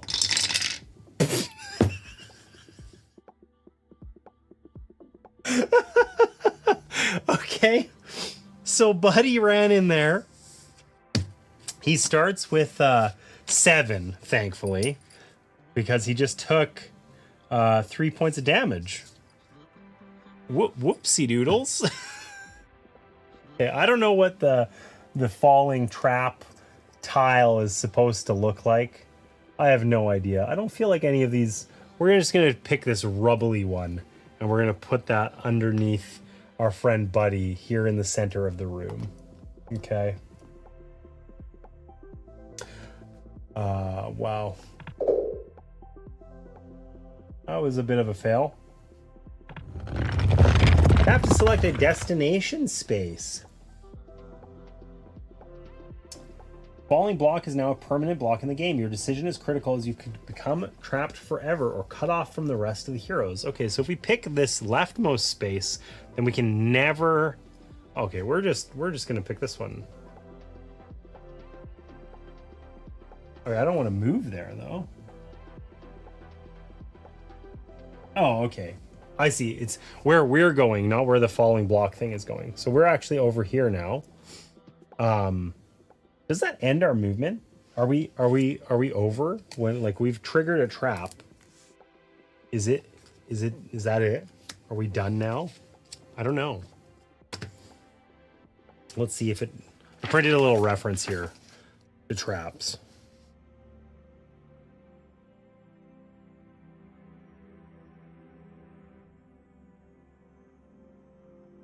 It doesn't say anything about that. Does triggering a trap end our movement? Probably. I feel like the answer is yes. I also feel like we could just make a judgment here and call it a day and not really, you know. Searching for traps, jumping traps, blah, blah, blah, blah, blah.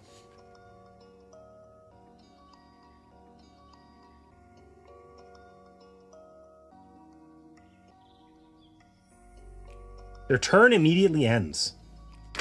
Okay, so not only do we trigger the trap, but our turn is just over. Okay. Well, Carl has to stab this guy in front of her. So we're going to do that. Okay. So we don't even have to move. We're just going to first attack. We got 2 attack dice. Oh my god, what did we roll? Okay, we rolled 1 hit at least. Thank goodness. This is a goblin, so they get to roll 1 defense dice, which of course they defended. So our attack simply failed. We flubbed it. I don't know why I'm showing you the app and not the board and all the dice rolling I'm doing. But we absolutely failed. We attacked. Nothing good came of it. And that was that. So, if we just continue to stand here, we will... I don't think they can move through us either. So we're actually kind of doing ourselves a teeny favor. So I think we're just going to do exactly that. Okay? And we're going to end our turn and be sad that we attacked the goblin with the butter knife and we failed. We'll roll for movement for LeBron, even though we know he got 6. He's only going to move 1. He's going to move right here because then he is in line of sight. From here, he's in line of sight of this goblin, kind of the 45-degree angle. It's center to center of the tile, so that even if you just clip the edge of something, you're in line of sight. So we're going to try and cast a spell. We're going to use our wimpier little fire spell, right? Fire of Wrath. Okay, we're going to try and cast this guy. Cast on 1 monster in your line of sight to singe them with fire, 1 body point of damage, and they roll a movement die. As long as they roll less than a 5 or 6, that goblin will be dead. Okay, so we moved 1. We're going to cast a spell. It is a fire spell. Fire of Wrath. Select a target monster. It tells me that monster is not in line of sight, despite explicitly saying that this was in line of sight in the rulebook. It explicitly says that this monster would be in line of sight, but who cares? We'll just kill this guy instead. All right, so there you go. So like I said, it tells us, like, weirdly for combat, when we're rolling dice for combat, we kind of do that ourselves. I guess it does all of the saving throws and whatever for the monsters. It tried to roll to resist getting destroyed by our spell. Failed horribly. And here we are. That goblin is dead. I've been jump scared again. It's a spell, a fire spell. Yeah. whatever. We lit that guy on fire. He did his saving roll. He failed. He's dead now. Dead to us, anyway. Let's see if it lets us end the wizard's turn this time. It does, but it just doesn't close this dialogue unless we press no. It gets a little, the app gets a little confused. So that's okay. That's okay. We're gonna go to Zargon's turn. This is gonna hurt because that orc up here is gonna be still pretty angry. Like if we just, oh, we're kind of just out of view with the slider cam, but just over here, there's a really angry orc behind that door. This guy, you know, Barbara took a swing at him and sadly missed, and he's got some things to say about it. So I guess we get to figure out how that goes now. All right, so the goblin attacks and misses. No defense roll needed. Easy, that was that first goblin. This goblin is going to move. Okay, and then presumably attack Buddy. Also misses. Okay, so these goblins are doing the James roll thing. They're getting their warm-up roll out of the way as well. We better kill them this turn. We know this orc is going to attack also. Ooh, 2 hits. Okay, so we get 2 defend dice on Barbara. Let's see if we can do a little bit better this time. No, we did not. Unsurprisingly, we did roll a shield, but it's not the right one. It's this black shield. We need to get that roll, which we failed to do. So we're going to take 2 body points of damage. Now we do have 8 HP, 8 body points. So losing 2, whatever. No big deal. Okay, so that was Zargon's turn. It is back to us. Okay, we gotta end these guys. We gotta do a little bit better this time. We're gonna attack that orc. Barbara attacks the orc. Not like that, she doesn't.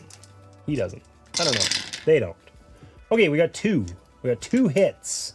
Okay, the orc has 2 defend dice, but only 1 HP.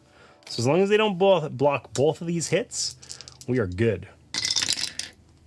They blocked neither of them. Okay, so our barbarian attacks. We did 2 damage. The orc has been defeated. It's gone now. Boom.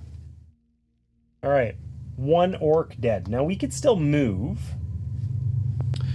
Is it going to be problematic for us if we open this door? I'm going to go with no. But you know what? We had to investigate this. We had to remember our win condition. It's like playing League of Legends. How are we going to win this game? We were sent here to find out what happened with the corpse, or we didn't know what happened to the scouts. We found their corpse. Why don't we walk over there? I don't know if those are interactive or what. I have no idea, but let's try walking onto it and see what happens. Absolutely nothing.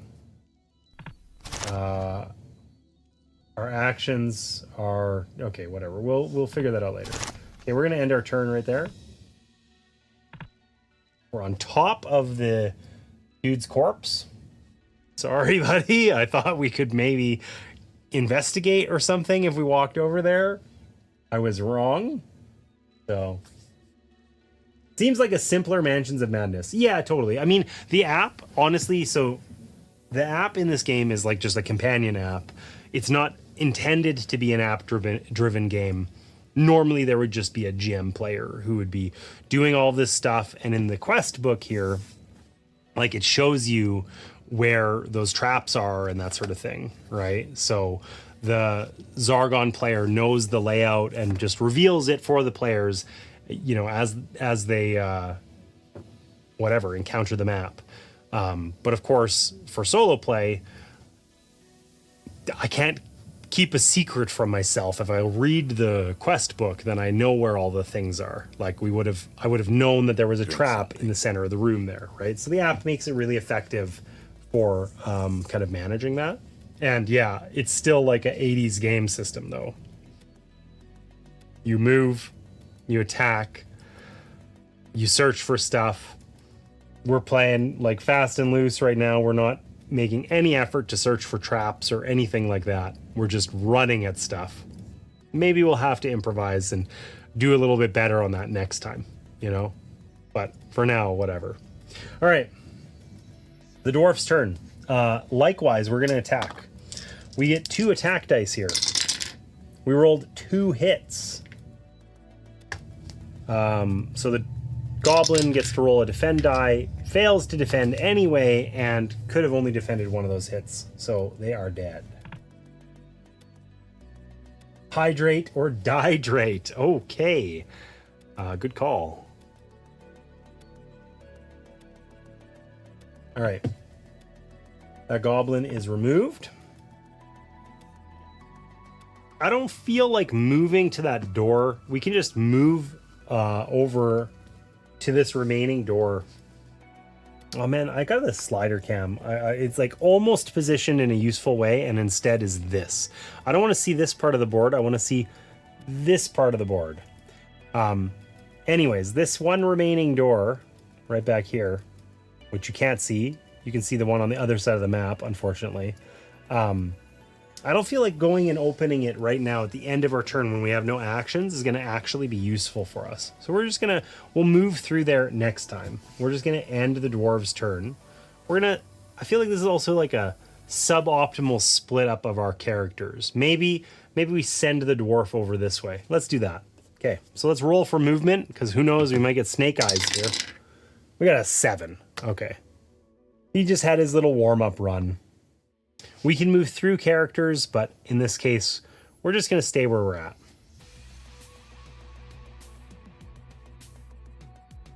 We're going to move to there and end our turn. Okay, so it's Carl the Earthy Elf's turn. She's going to attack this goblin, and finally, you know, she's all warmed up. She got 1 hit. He gets to roll 1 defense die. He flubbed it, so he takes 1 point of damage. Okay, so he has been deleted. We can roll for her movement. We got 8. We can go anywhere we want. I think we're just going to position ourselves. Ooh, do we think there's a trap again? There's a trap in the center of this room. Well, maybe I'm learning here. Do we think there's a trap here? Maybe there is. Okay, we're going to avoid that center spot because we took our action. We only get 1 action and we took it to attack that guy. We can't search for traps. But we can go 1, 2, 3, 4, 5, 6, 7. Or rather, 1. No, I don't want to open that door. That's right. So we're taking 7 steps to go the very long way. See if I can do that in the app. We're going the very long way around because we're deeply suspicious of that center tile in the middle of the room. And we're going to end our turn there. And then our wizard, we can either try to search that tile, see if there's a trap there, or we could go, I think we need to do a search action on this, you know, corpse. Okay, we got 8 for movement. I don't actually know how we perform a search for traps. We searched the area and did not find any traps. This isn't the area I wanted to search. Whoops.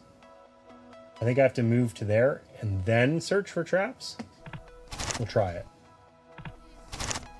Be warned. The floor seems weak.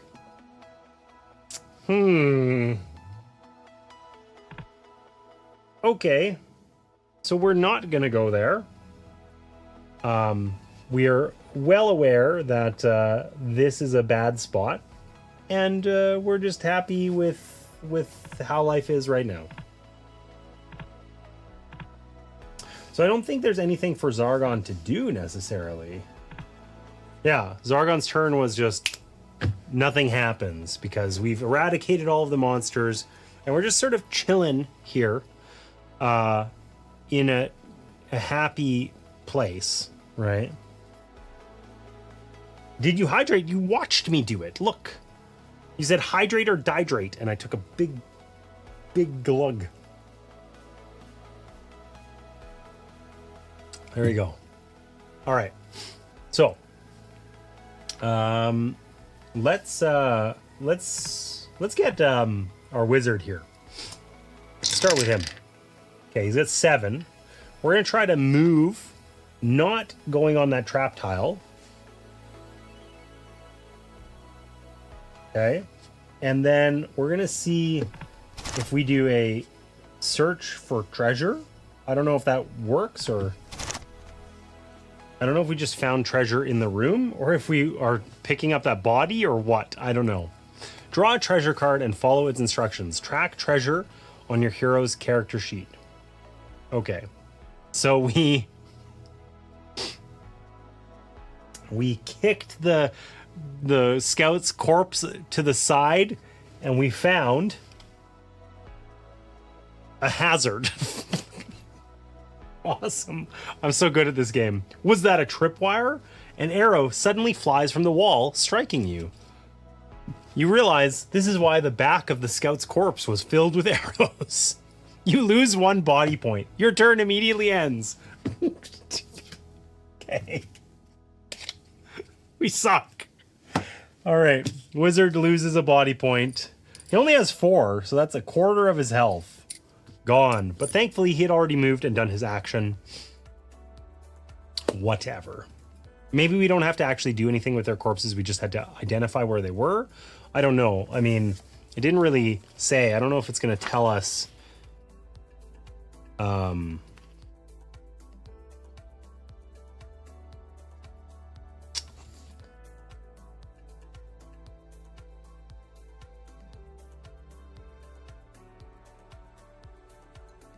Well, the message from the mentor seems much less intense here. Oh, okay, I don't want to see what the secrets are. Okay, I don't know. Who knows?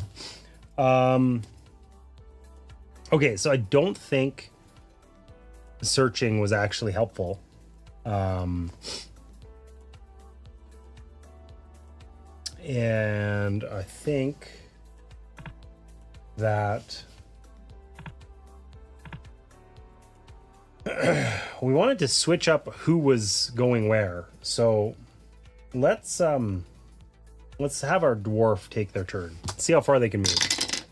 9. Oh my god, they're at a full sprint. They just had to like slowly ease into it, and now they're at like full tilt. They are running, they are cruising, and they are going to cruise right through this door or up to it and open it.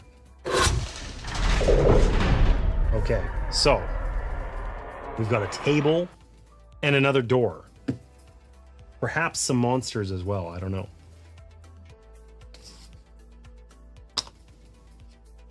I don't know if I actually have. I mean, maybe these open doors. Maybe I'm gonna start forgetting where these are. I don't think so. I can see it on the other thing anyway. Yeah. Okay. Probably there's a monster in here of some kind. Oh, there's an orc guarding the door. And there's a goblin over here. Okay. So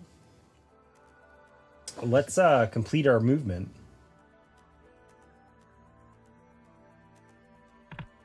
And let's hug the wall and run straight to that orc. You sprung a spear trap. Roll 1 attack die. Okay. We got a shield. That's got to be good. Select your roll. We got a white shield. You dodge quickly and avoid the spear. Yeah, that's because we're running full tilt. We're at full speed. We're too swift for that spear trap. We just didn't know what to expect.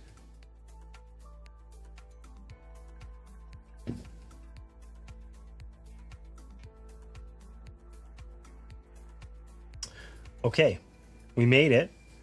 Let's attack this orc. So our dwarf gets to attack with 2 dice. Let's get that other die out of there. What we got? We got 1 hit. The orc gets to roll, I think, 2 defense dice. Where did I put the orc card? It is Oh, it's right in the center of the board, hiding in plain sight. Okay, 2 defense dice. Neither of which was successful. So that orc is going to take 1 body point of damage and has been defeated. Nice. So we run up. We run this way through the door, which is actually open now. Whoops. And we swiftly avoid the spear trap, run up to that orc, smash him in the face. And that's a good turn. Okay, so we've got Barbara. You know what Barbara's going to do? Barbara's going to just move a little bit. 3. Roll the 3 anyway. But before moving, we're going to just search for treasure. All right. We get to draw a treasure card. It can't be worse than last time. It is also a hazard. That crunching noise did not sound good. The stone beneath your feet gives way. You fall into a shallow hole and lose 1 body point. Fabulous. Your turn immediately ends. You may climb out and take normal movement on your next turn. Fabulous. Okay, well, Barbara's turn was unspectacular. Barbara is too buff for his own good. Fell into a pit. All right, and that leaves Carl, the earthy elf. So, let's nuclear waste spawns in. I don't know about that. Okay, so let's roll for Carl's movement. 5, which is enough to get us in front of this goblin and stab him in the face. Okay, so we're gonna do just that. We're gonna move 3 spots. We're gonna attack him. We attack with 2 dice. We got 1 hit. He defends with 1. He failed to defend. He is now dead.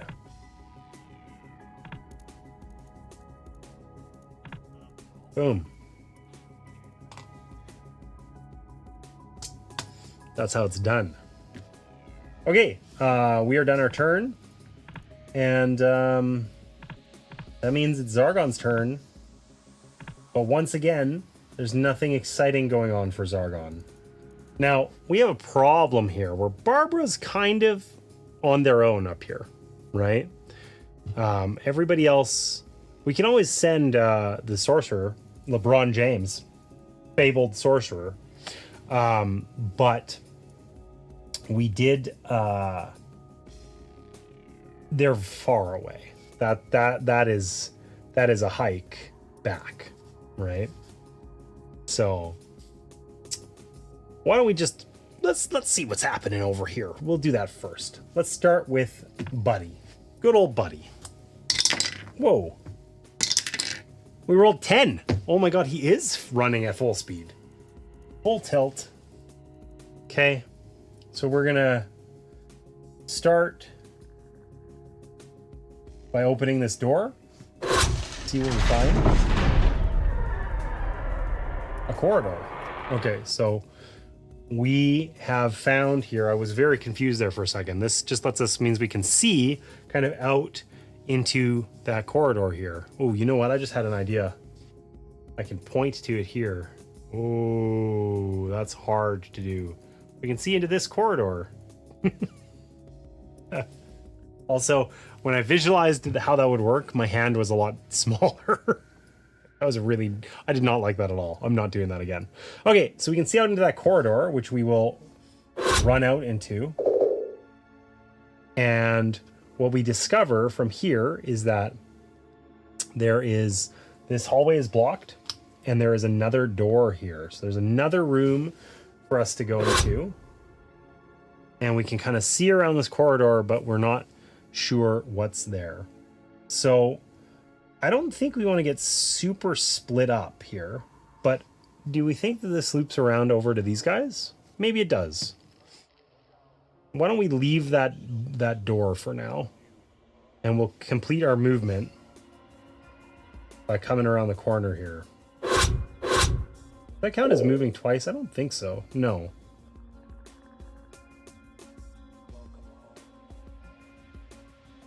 Okay, so we've also discovered that there's another door.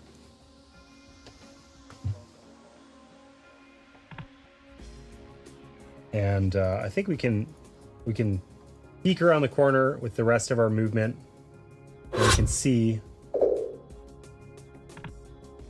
if there's any bad guys or anything, which we did not find. But what we did find is yet another door. I'm gonna actually need more of these little standees, these clips. Okay, so these rooms down here are available for us, but we are out of movement with our dwarf. So we're gonna have to, whoops, we're gonna have to pursue those with someone else. I don't remember. We didn't attack with this guy this turn. No, there was nothing for Zargon to do. We can search for secret doors. We do not find a secret door. Okay. So our dwarf's turn is over. Okay. So what do we want to do next? Probably get some more of these little clippy doos out. So we have an opportunity to actually continue putting monsters and stuff in them. And we want to either explore this door, if we want to do that solo, or just generally move down here. I think we know we have to move our wizard, and we probably want to send him over towards the barbarian. So let's play his turn. Let's get a big roll here. Let's hope that he gets, oh my god, all of our mocking earlier karma is real. We rolled 4. So we're gonna slowly avoid that middle of the room and walk back to here. Okay. And we're gonna search for, well, we've already searched for this room. We can search each room for treasure like one time. So other than casting a spell or something, there's nothing we could do. We could disarm this trap. I don't know how it works.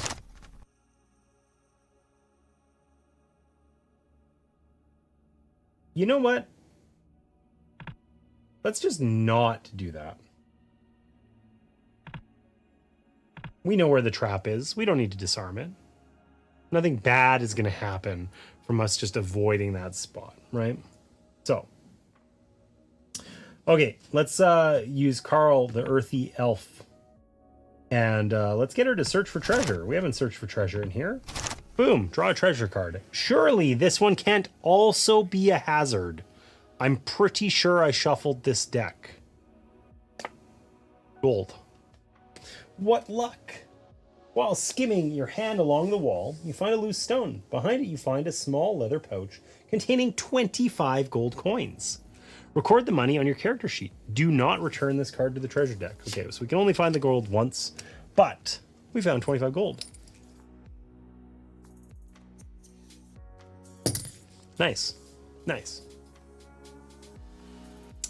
We can now move. We also rolled a 4. So that sucks. But let's just try and keep up with Buddy over here. So we're going to run out into the hallway. 2 of us are going to go this way. These 2 are going to go that way. And that's that. So Barbara's still got a turn. Barbara's tough. We got 5 more body points. Surely there's not like 7 monsters in there and we just get 1 tapped and lose, right? Surely not. So Barbara's going to be brave and go open that door. Provided we roll at least 3. We rolled 7. We are in. Okay, so we're going to move over to here and open the door. What do we find? We found another corpse, I assume.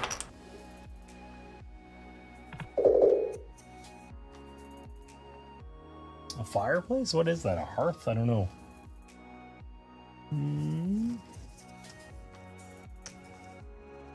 Where are those pieces? Oh, they're right here.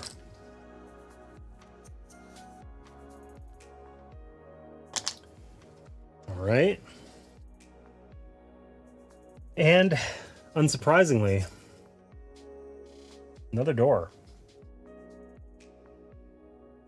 I guess I could have used the one I just opened. Whoops. And there is an orc and a goblin in there. The body of a slain scout lies motionless on the stone floor.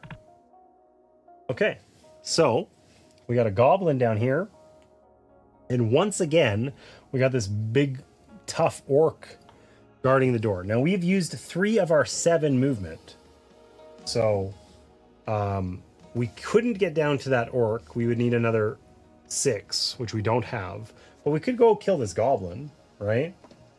We could do that. Thanks for the lurk. Okay, let's do it. Finish our movement by... You sprung a falling blocks trap. Of course I did. Of course I did. You must roll 3 combat dice for each skull rolled. Well, we know how this went last time. That's how we got our existing 3 damage, I think. Can't even put it in the dice tower. We rolled 2 damage. Yikes. We've only got 3 body points left, and there's 2 enemies in this room.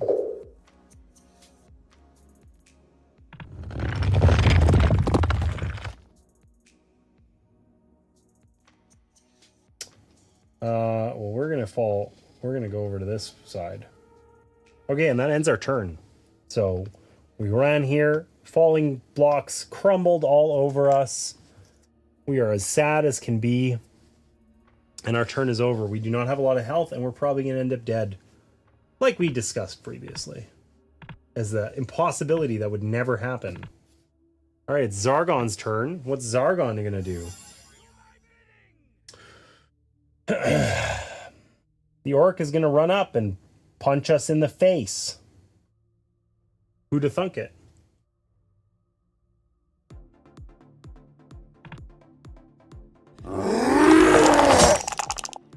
Only 1 hit. Only 1 hit.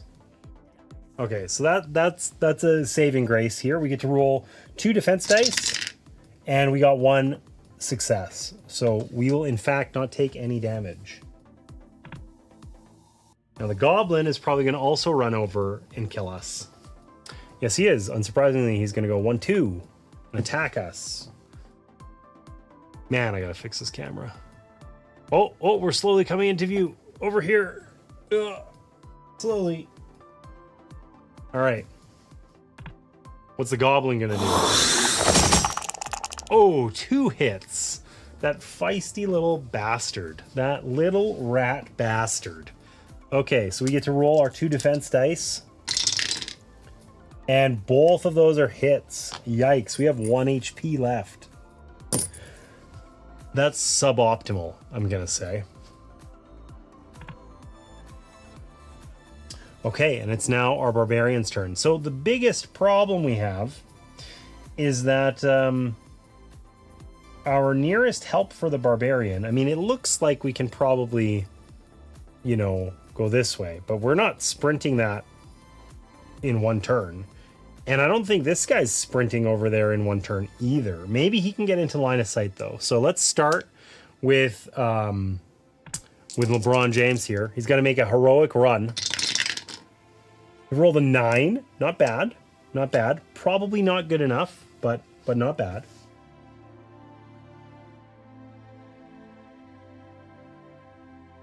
So he can get to the doorway. 1, 2, 3, 4, 5, 6, 7, 8, 9. He can get to the doorway.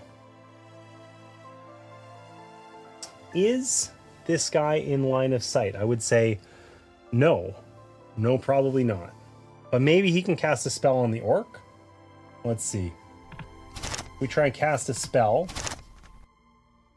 What spell do we want to cast?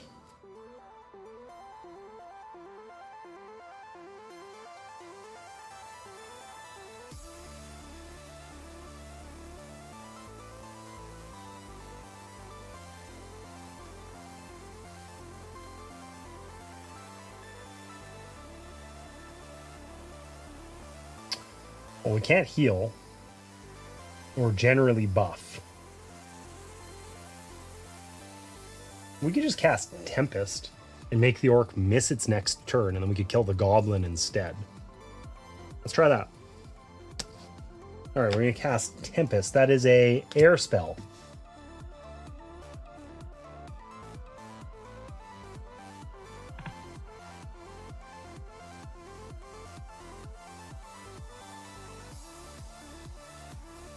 Don't I have to? How does the game know which thing doesn't a Tempest? That's what. Oh, maybe I accidentally picked Swift Wind. Select a target monster. This guy. Bonk. Okay, so we cast Tempest on the big orc, and he's gonna miss his next turn, which is gonna save us. We made the sprint. We couldn't heal the barbarian, which is what I intended to do, but we did manage to save him nonetheless. Where do we put our other swift whatever? I don't know. I've lost one of the spells, but it doesn't matter because it's a spell that I don't want to be able to use anyhow. So the fact that I've lost it is not a big deal. But oh, it's right here, isn't it? Yes, it is.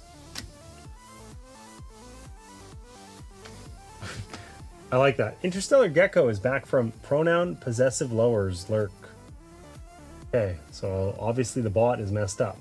That's okay. I'll have to fix that someday in the future. Okay, we had a great turn as our wizard. Our Barbara is going to attack the goblin right there, right? That's only one hit, sadly. One hit, and they get to defend with one, which they failed to do. So the goblin's going to take 1 damage, and it is dead. And because that guy is missing his next turn, well, this standee is like functionally invisible on the camera. Is there? Because that guy's missing his next turn, Barbara's safe. We could also move. Maybe it's worth moving out into the hallway and just... No, we could just put the orc down, I guess, next time. Right? Probably? Maybe? Sure. I think we're just going to stay put. Because if we if we hit a trap or something, we just die, right? So, our dwarf. Or maybe Carl. Let's play Carl here. Elf. We got 7.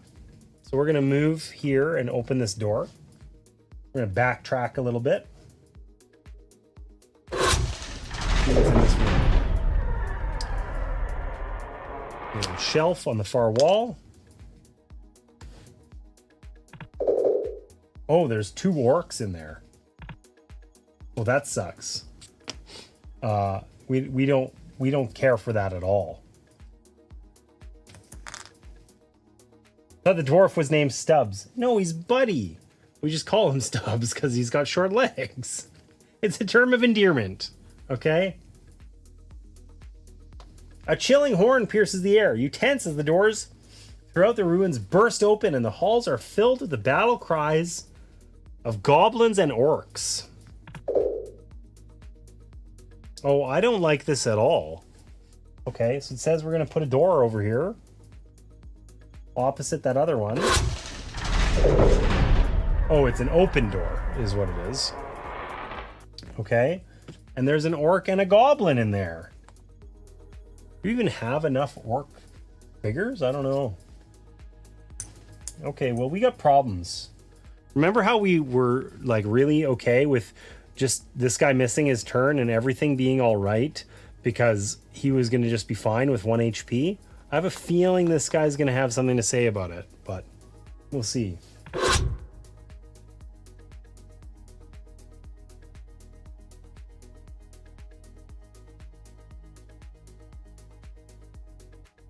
Okay, well,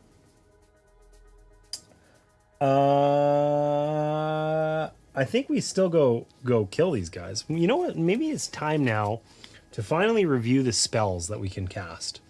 Rock Skin. You get an additional defense dice. Pass Through Rock. You can move through walls on your next movement. And Heal Body, which is like the water one. Lets us heal up to 4. Oh, you know what? We have a potion. Using a potion, I don't think takes I don't think it is our turn to use a potion. I think we can just glug it down. So maybe we should heal. We should imagine that we remembered that and heal up our barbarian. They're actually mentioned in here. Let's see what it says. Drink this potion to roll 1 red die and restore that number of body points, not exceeding your body point total. Okay, unsurprisingly.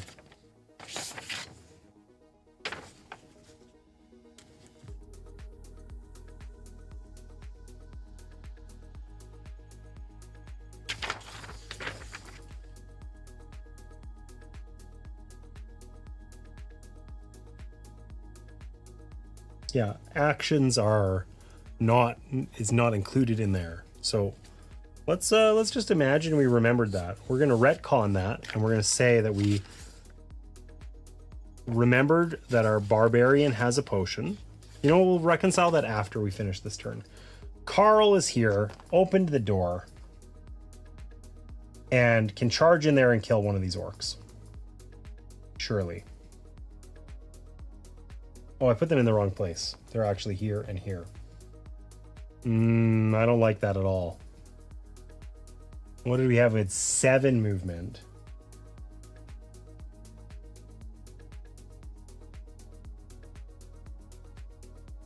Oh, that. Can't tell if that was 7 or 8. That way the app does it is weird. I think we could have got to here. We're just going to say we could. And we're going to attack this orc. We get 2 dice. We got to put them in the thing. We hit 1. They get to roll 2 for defense, which they succeeded at. So we hit them for nothing, and we're about to have a really fun time. That sucks. Whoopsie doodles. Okay. Surely, this is our moment. We took all that time with the successive turns, getting up to speed with our dwarf. Buddy is at full speed. This is where he rolls a 12 and goes in and saves the day. I literally rolled snake eyes. Okay, so we can move 2. No days will be saved. No days will be saved. We can search for secret doors, which we did last turn. Anyways, our turn's over. This is gonna be a rough one. It's gonna be a rough one. Zargon's gonna do bad things to us. Okay, this orc's gonna run over here and attack us. It's 1. We get to roll 2 defense dice. We got 1 defense, so we succeed. We don't take any damage. Okay, the other orc's gonna stay where it's at.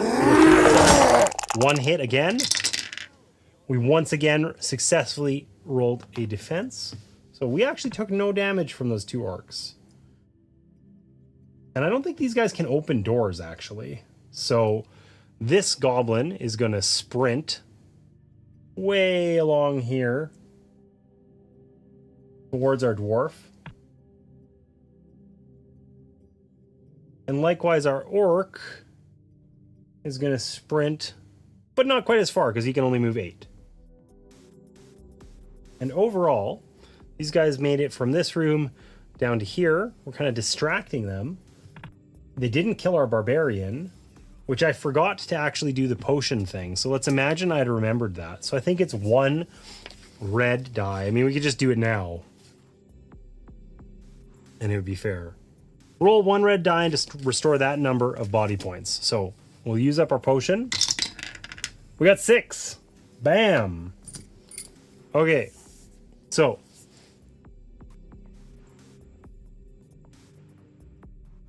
Our potion of healing is gone, but we have we're back to 7 body points on Barbara.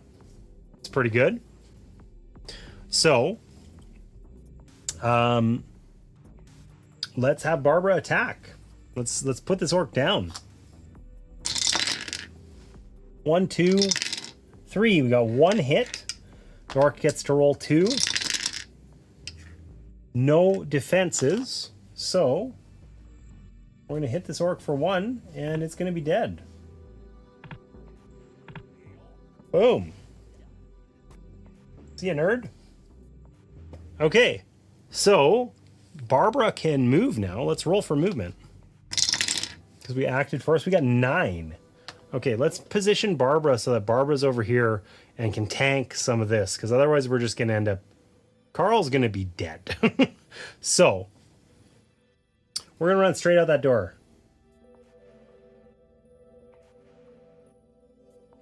Or straight to the door. Use an action to search the body of fallen scout. We weren't provided with that as an option before. Maybe because I stopped on it, not beside it. Hope I haven't missed something. We're going to say no. Because we already used our action to attack. Okay, what did we get? We got 9. There is, unsurprisingly, the corridor ends over here. Just past this room. This hallway, this thing's gone. We're kind of running out here. Finding out what we can find. That door's open. I mean, we could go search it for treasure or something. But I don't think we're going to bother. And we're going to run over to here. Boom. Okay. That's our barbarian turn. Dwarf. It's time to sprint. No nonsense this time, buddy. 11. Okay, nailed it. Nailed it. So, we're running right into the center of this room. Woo! Like that. We didn't find any traps or anything. And we're going to attack one of these orcs. So, we get to attack with 2 dice. We got 1 hit. They get to defend with 2 dice. And they got 1 defense. So we failed to kill the orc, but we're there to at least soak some damage or something. Carl can attack. I don't think any of our...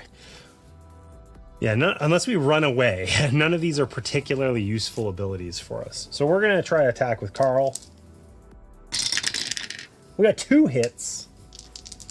The orc is going to defend. And it failed to do so. So, boom. That orc is dead. Gone. Okay, now Carl could still move. But Carl's actually got a little bit more health than our friend, the dwarf. So I think we're not going to do that. We'll just stay put there. And LeBron's super useless right now. Like, way on the other side of town. Let's see how far he can move. He's got 8. I don't think we searched this room for treasure, and we can search the body of the scout, because we didn't do that. So let's move him right beside it, right to right here. And it says, do you want to use an action to search the body of the fallen scout? Yes, we do. Roll 1 red die. We got a 6. Boom. That presumably is good. Tucked inside their pocket, you find a torn note. It reads, ...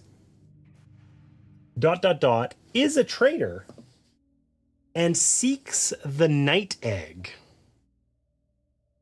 That's all you can make out.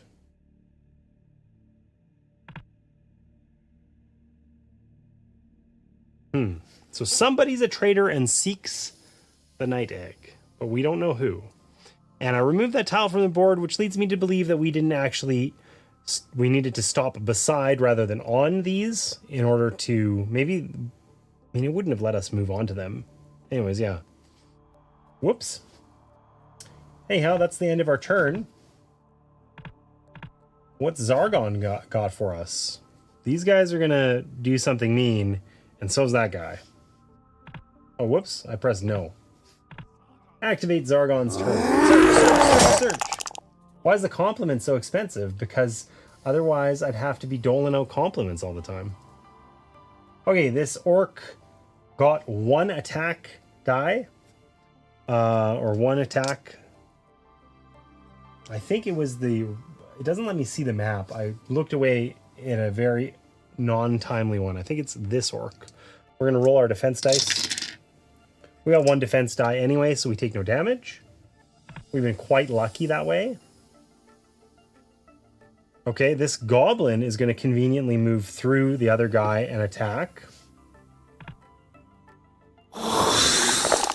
He whiffed it. And the orc is going to just stand in line to die. So our distraction worked, basically, is the short version of that. Okay. So in these corridors, there's not like a lot that we can do. So let's take our wizard here and let's search for treasure, right?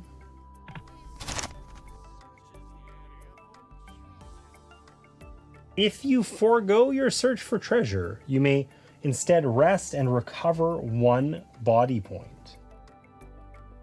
No. I want treasure. I'm greedy. What do we find? Oh, good. We found...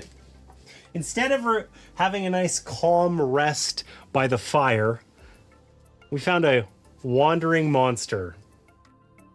The hair on the back of your neck stands up. You turn to see a monster stalking behind you. Zargon places the wandering monster, listed in the quest notes, on any square adjacent to you. The monster immediately attacks. After the attack, you can continue your turn. Okay, so wandering monster. It tells us that it's going to be it's just a goblin, at least. It's not some huge thing. And it immediately attacks. Let's see what it gets. 1 hit, we roll our defense dice. We get 2 defense dice, surprisingly. Oh, we defended it. It's fine. No big deal. But now there's a monster there. And we already used our action, our search action. So I think we just stay put here. Our turn's over. We'll kill that monster next turn. Best we can do.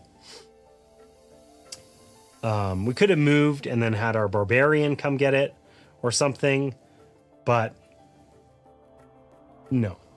Let's just have Barbara cut down this goblin in front of him. That's 2 hits. Goblin gets 1 defense die, which means it for sure dies. So, dead. Gone. Now, we could move forward. We've already used our action. Let's just move forward here. Let's just bring the fight to this orc.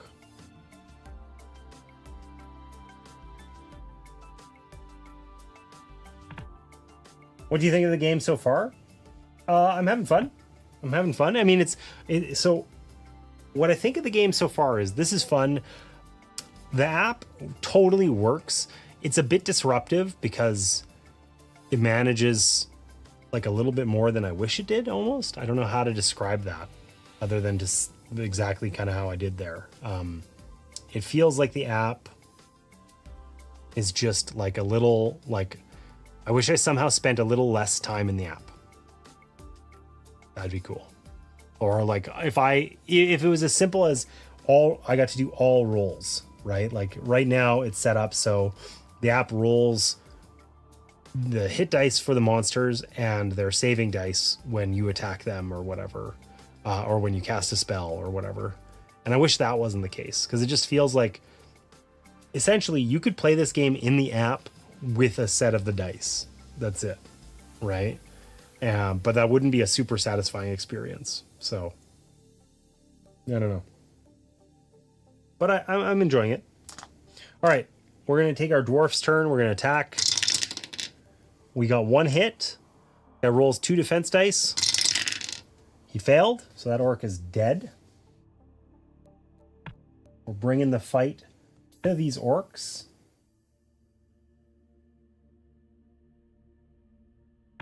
And that means we can still move. Let's get these guys out of there. That was a 6 and a 5. Oh, I'm not on the right camera. Okay, we'll fix it. We'll live with the dice hit the other dice, and we've got 6 to spend. I don't think we've searched this room. We know we haven't, but Carl can do that. So we're going to run out of here.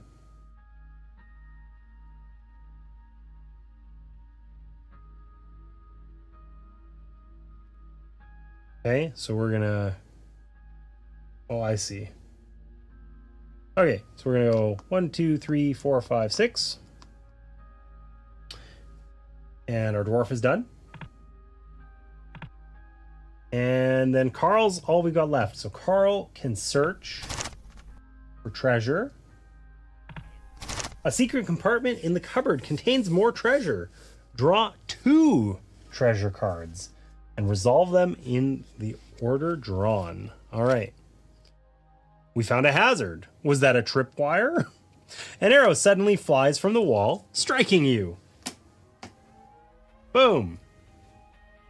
Your turn immediately ends. Okay, so that sucks, but we'll resolve the other treasure as well. Jewels. Okay, so we took an arrow to the arm in order to, and we lost a point of health in order to find some jewels. And man, it doesn't seem like anyone's coming back for this. You find a plain, worn wooden box. Inside you find 50 gold coins nestled on velvet lining. Record the money on your character sheet. Do not return this card to the treasure deck. Okay, so we found some gold, we found some jewels. We got 75 bucks total that we wouldn't have had otherwise.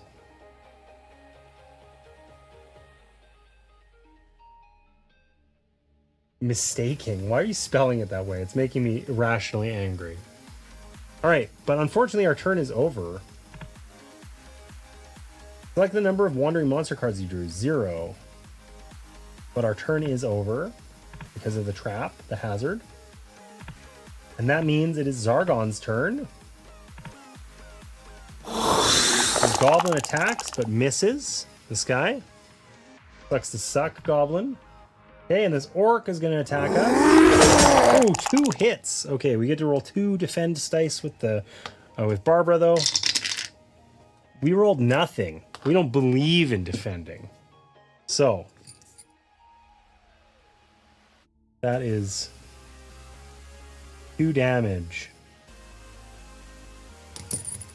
So we have 1, 2. We've taken 3. We have 5 health left.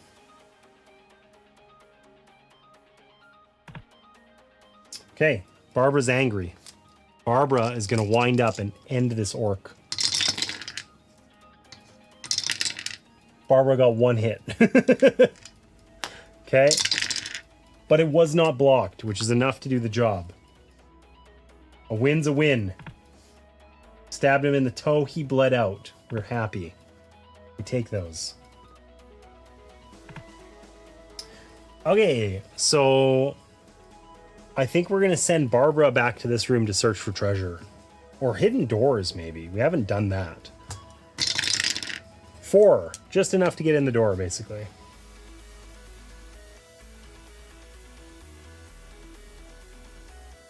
Boom. Okay. And then let's deal with this mage. Let's attack that goblin. Or I mean, I only attack with 1 die. But like, I don't want to use like my ball of flame. That seems a little bit unnecessary. Or the genie. Okay, we're just gonna attack him. We're gonna trust ourselves. We can make this shot. We can make it. Boom, that's 1 hit. Just like that. Goblin gets 1 roll for defense. And failed. Aha! We just had to believe in ourselves.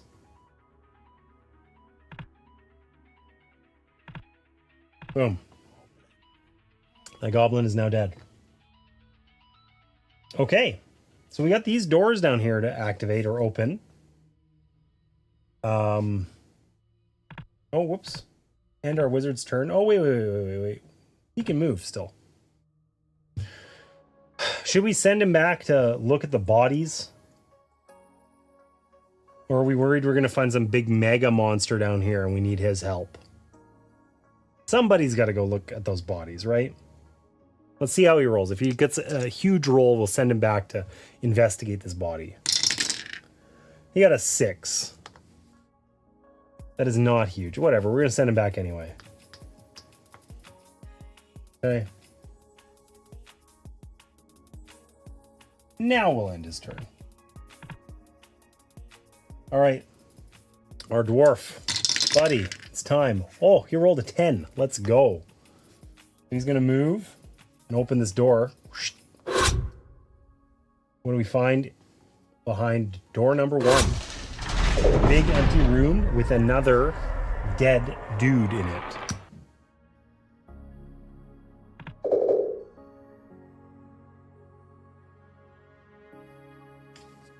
A big table with jewels and stuff, all kinds of crap, and a treasure chest in the corner. Surely there aren't any traps in here. Oh my god, there's 3 orcs though.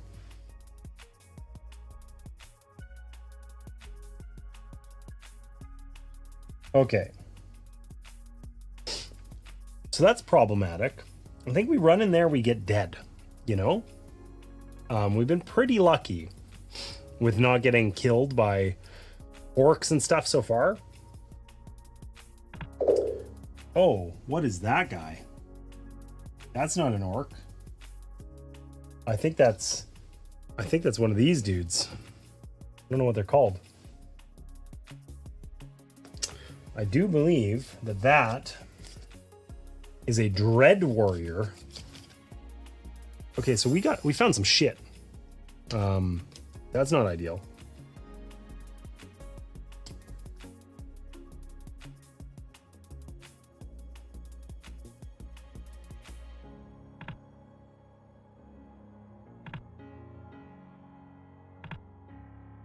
Dread Captain Shawdell holds a polearm askew and bears the mark of the Witch Queen.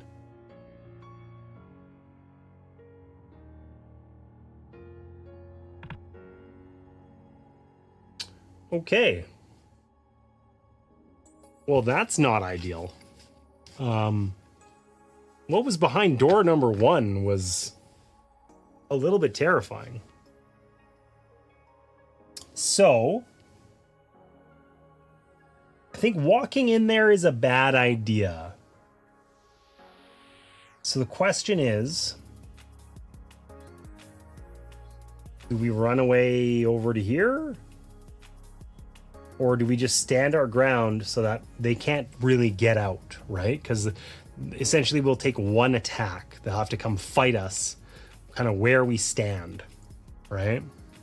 I think we just stand our ground. And we could also... I think we can only disarm a trap by stepping onto it. Okay, so we don't want to do that. We're just going to stand our ground. And then Carl is the last one with a turn. I think we've already searched in here. Yeah, we searched last time. We could search for secret doors, because we're unlikely to actually do another action, right? We do not find a secret door. Okay, so we're just going to run out and try to set ourselves up to help the dwarf. We got 8 movement. Zip. And that's it. So, Zargon's turn, which I think isn't going to hurt that bad because only one of these guys can actually attack us. Let's hope it's not the Dread Captain because he rolls 4 dice. Oh, good. They conveniently moved an orc over. This guy is going to slide on over to attack us instead. He rolled 3 hits, though. We only get 2 defend dice, of which we defended 0. So we actually only have 1 HP now. Yikes.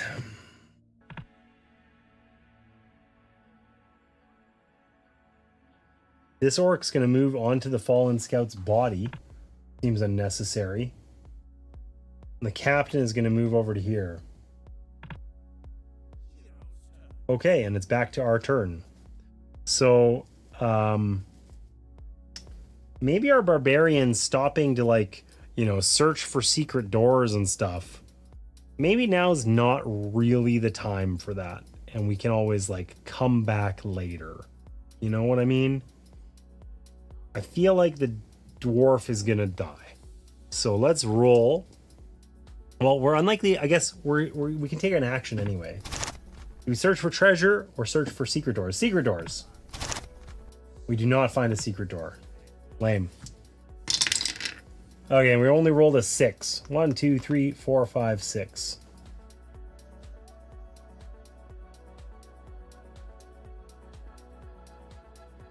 Okay. The dwarf can attack and then run away. So let's do that. So we're gonna roll our 2 attack dice. We got 1 hit. And it was blocked. So we failed to kill that guy. But we're going to aggressively run away. We rolled a 9.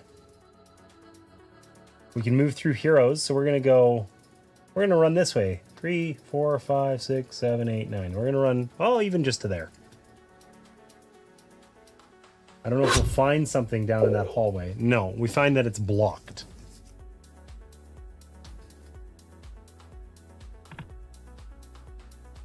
But we hid behind the barbarian. And he can save us and base tank next time. Or we can just block the door again so that we're not dealing with multiple monsters.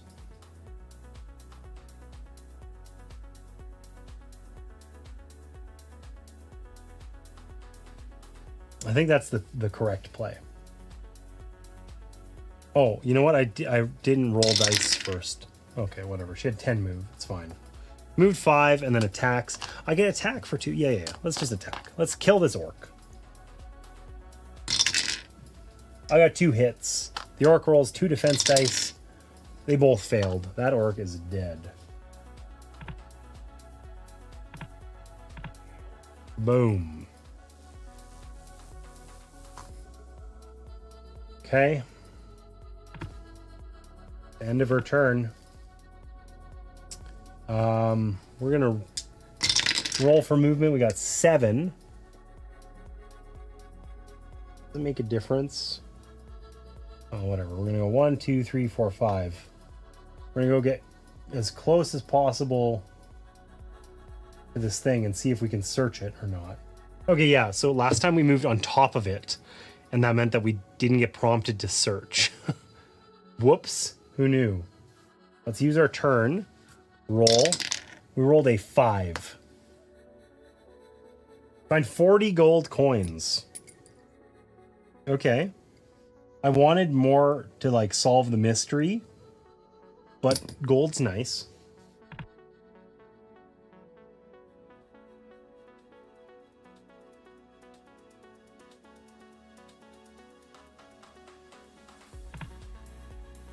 Okay, so then I'm done. And that means we're all done.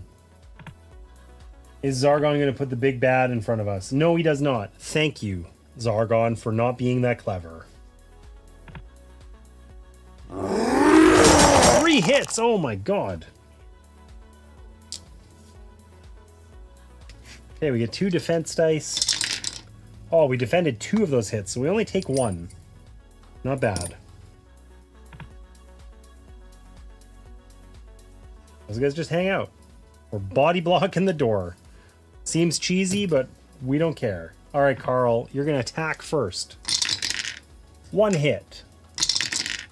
Not blocked. That orc is dead.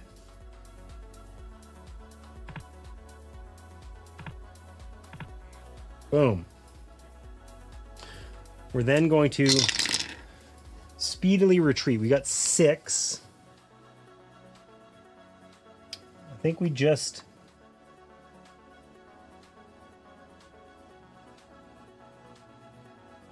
walk back a little ways. We'll bring the dwarf over and we can heal him next time. Okay, let's send LeBron for a run here. He's got to go find stuff. 5. Oh my gosh. Okay.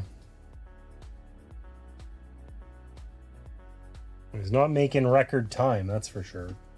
I don't think he can do any useful actions. He can search for secret doors, which he did not find, which we knew. That's okay. All right, Barbarian. Barbara, let's go. 6 movement. Just enough to go block the door. Now, we can't move in, but we don't care. We're where we want to be. And I don't think there's anything useful we can do here. So we're just going to end our turn. And then our dwarf friend can move 9, but is going to just move like 5, just in front over here. We're going to cast a spell next turn to save the day, I think. For funsies, let's search for secret doors. Unsurprisingly, there still are none. Okay, Zargon's turn. Zargon moves the orc forward. It's so nice that he keeps sending forth the like weaker enemies to attack us instead of any like this big baddie, you know? Okay, he's gonna roll to attack the barbarian. That's 2 hits. We get to roll 2 defense dice. 1's a miss. Okay, so both of those are gonna hit us. So we have 3 HP on our barbarian now. But it is our barbarian's turn, and we can attack. We got 1 hit, which is not blocked. So this orc is dead. We're slowly whittling away at all these orcs. Okay, now we can move, but we only have 3 HP. This guy rolls 4 dice. I mean, he's going to attack some of us one way or another, right? 11. So, do I want to stay in the hallway? I could just move 1 over and let him walk out, and we can just block him here and kill him. Or I could run into here, and then there's space for my friends to also enter and attack. And we either, I mean, he's only going to attack one of us anyway, right?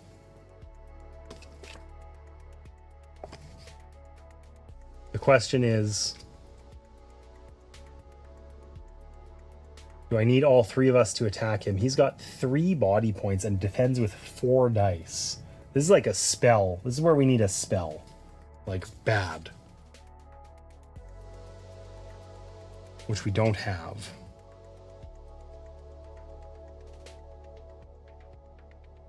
Because LeBron's on the other side of the map. Who thought that was a good idea? All right. Let's just hide in the hallway. Let's let him come to us. Because I don't know if there's traps in there or whatever else, and I don't want to, like, die after all of this. Okay, let's take Carl's turn. And let's cast a spell. She's got earth spells, I think. So she's casting Heal Body. There's elf spells? Well, those must be things we can buy or find or something. I don't know. I don't think we have those. Heal Body. Follow card instructions. So the card instructions, target immediately restores up to 4 body points. So our dwarf is going to heal 4 and have 5 left.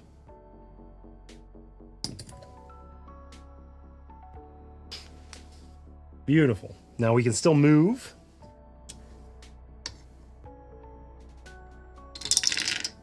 We got 9. Do we want to move? Or do we want to let our dwarf has 5 body points. We only have 3. I think we actually don't move. We just stay put. It's not glamorous, but we're doing the right thing. And our dwarf has to move exactly 1 spot.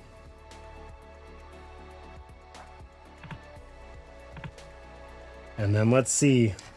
All right, LeBron. 6. Slow and steady. We're not going to walk on that stupid spot on the map. We're 1 spot away from the body. I'm angry that the app screwed us over with that. But I could have just sent them separately. Like, I could have kept him with us. He'd be really good. Summoning a genie would be really useful right now. Okay, the Dread Captain, unsurprisingly, joined us in the hallway. Who's he going to attack? Hit. The Barbarian. So we roll 2 defense dice. And we defend 1 of those. So we take 2 damage, which leaves us with 1 HP. And we have no healing potion or anything anymore. Okay, we got 1 HP. So, Barbara, let's put up some damage here. That's 3 hits. Boom. Okay. Sadly, this captain rolls 4 defend dice. Look how armored this Dread Warrior is. Could you still search for treasure again in that room, Braun? So we can search for treasure in rooms that we haven't previously searched in. I don't remember if we've done it in there. And I missed that action, so I wish I'd paid more attention to chat. That's a really good suggestion that I didn't think to do. But I feel like we might have already searched that room for treasure. Anyway. All right, let's roll our defense dice. Only 1 side is a defend. So he defended 2. Of those, that 1 side, he got 2 of them. That's okay. He's going to take 1 point of damage, which is, you know, that's okay. It's a start. Yeah, James, pay attention to chat. We're important. I know, I'm sorry. Forgive me. Okay, we're now running away. And hoping that he doesn't follow us or something. You know, we can even just, yeah, whatever. We'll go back and meet LeBron. Maybe we'll go to there. Because LeBron can also heal. We could heal our Barbarian. We did our damage and Barbara took off. Okay.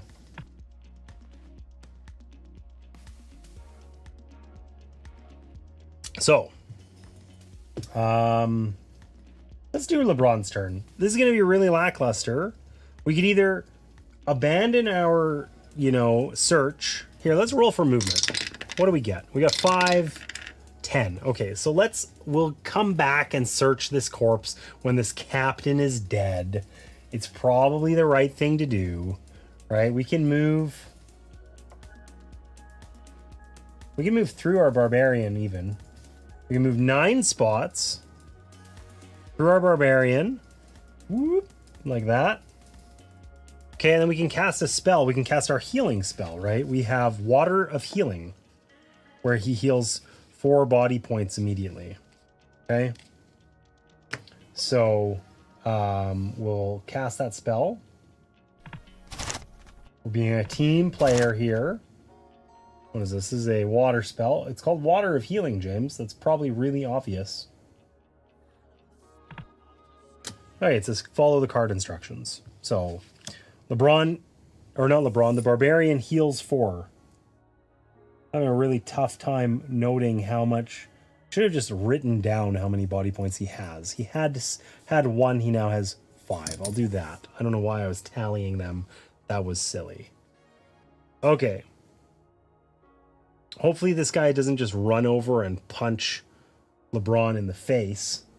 That would be unfortunate. Okay, it's our dwarf, and these guys can't move through enemies. So if we stay how we are now, we're actually kind of stuck. Maybe I'll run away. I'll do a strategic retreat. Our dwarf is going to attack with 2 dice. 2 hits, but it feels like 2 dice and 4 defense dice. That feels hard to make it work. 1 is defended. Okay, so we still put up another damage. It's respectable. This guy has 3 body points. He's almost dead. Okay. Our dwarf is now going to run away. 5. Okay, he's just gonna come over here. Run away. Okay. And then Carl.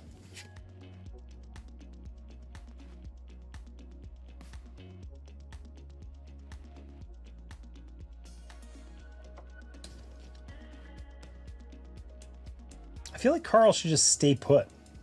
But then we don't get an attack. So either I roll up or I run forward and try and make the heroic attack and potentially die. Or I stay where I'm at and cast Rock Skin. So I roll 1 extra defense dice. We gotta try and put this guy down. Let's be heroic. Carl, you earthy bastard. Let's do it. We're gonna roll our movement dice. Not that it matters. We rolled a 9. We're just gonna run forward 2 spots. We're taking turns attacking this guy. We got 2 attack dice. We got 1 hit on them. That 1 hit is gonna be the absolute deal maker, not the deal breaker. Okay, he's got 4 defense dice. He's gonna fail all of these. I can feel it.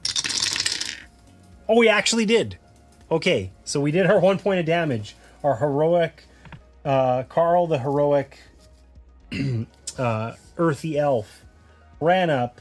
The dread captain Shadell has been defeated. Let's go. Easy. The mighty captain's polearm clatters to the floor, followed by Shadell's lifeless form. You have defeated the Witch Queen's warrior. Rad. Do we get some cool loot? We don't get to like pick up that pole arm? Lame. All right, we're done our turn. It's Zargon's turn, but I think there's no bad guys on the map. So it's our turn now. Okay, so what do we got left? We got 5 HP on our barbarian, which is more. We only have 3 on our wizard. Let's send LeBron back to investigate that body. He's a detective. It's what he wants to be doing, you know. He rolled 5. He sucks at this thing. He's not actually a good detective. 1, 2, 3, 4, 5. Whatever. He'll feel good about himself. We got to help him feel important, you know. Is there anything he can do in here? Oh, we haven't searched for treasure in here. Okay. Sure. What do we find? A gem. Oh, that's a boot. I thought this was like we found it in somebody's leg or something. No, we found it in a boot. This will go towards the armory fund. Tucked inside the toe of an old weathered boot is a small gem worth 35 coins. Looking at this art, I feel like any gem that's like a baseball in my hand, I would not qualify as small, but I guess it's context, right? We're like, you know, we're adventurers. We encounter these sorts of things all the time. It's no big deal. No sweat. Just a small gem. Size of your head. Okay. So LeBron's on his way back. We got this one final door. We haven't searched in here. There's another body in here. So we have some sleuthing to do down in here as well. We got this other door. And we searched for doors in here, but not treasure. So there's a few things we could do. I also don't think we searched for doors in there, in this one. But I don't know if we need to exhaustively search the map or not.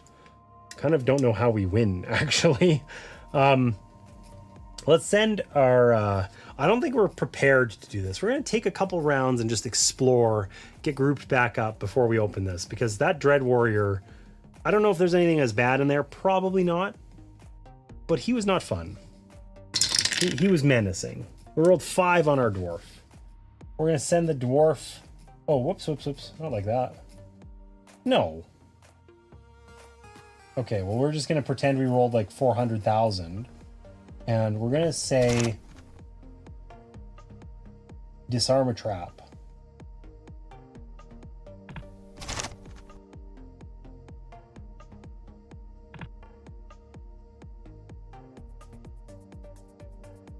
Fallen Scout. Okay, that didn't do what I wanted to, but we're just going to say yes, whatever. We're going to roll for this. We rolled a 2. We are not good at searching. Scout was carrying... If the scout was carrying anything of value, it was already looted from the body. Okay, so we failed horribly. I shouldn't have taken advantage of that. Our dwarf is done. There's still treasure down there, but our dwarf would be a good person to do it. There's a treasure chest in that room. We could send Carl in there. What else is Carl gonna do? Go back to this room and search for treasure? Let the dwarf do this one? Divide and conquer? I don't know.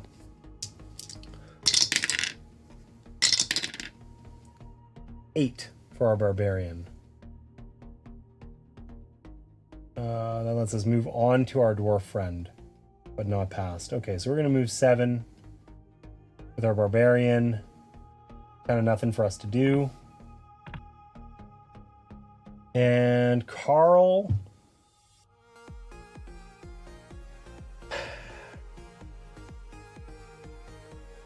Why doesn't Carl go back? Well, let's see. If we get a high roll, we'll go back. We got 10. So we'll send Carl back to investigate this. Oh, I spent 11 there. We actually are there. That's okay. Didn't affect anything anyway. Zargon does nothing because there's nothing exciting on the map. And we're back.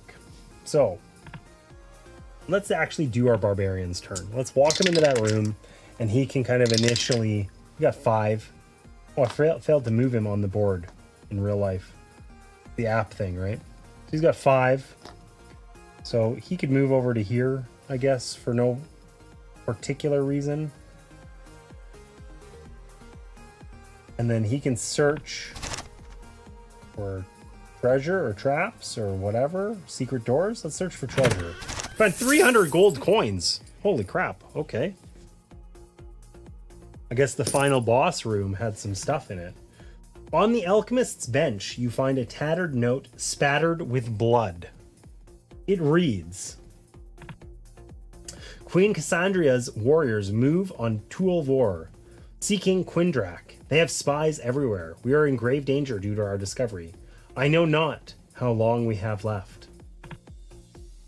Okay. Wow. Productive turn. Our dwarf friend has 6 movement points. He's going to move over here.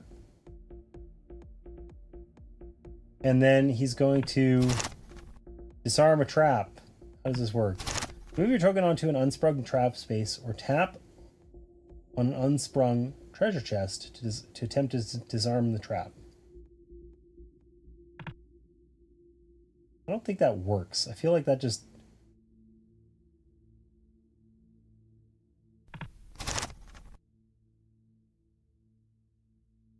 I'm just going to move on to it. I can't do that either. How do I open this treasure chest? There's clearly a treasure chest here. I don't think... Was that just that when I searched for treasure, is that what I found earlier? That was the chest? Well, that doesn't make sense either. I don't know. It let me search for treasure again. I'm just going to do that. I draw a card. Potion of healing. Imagine having a card for it.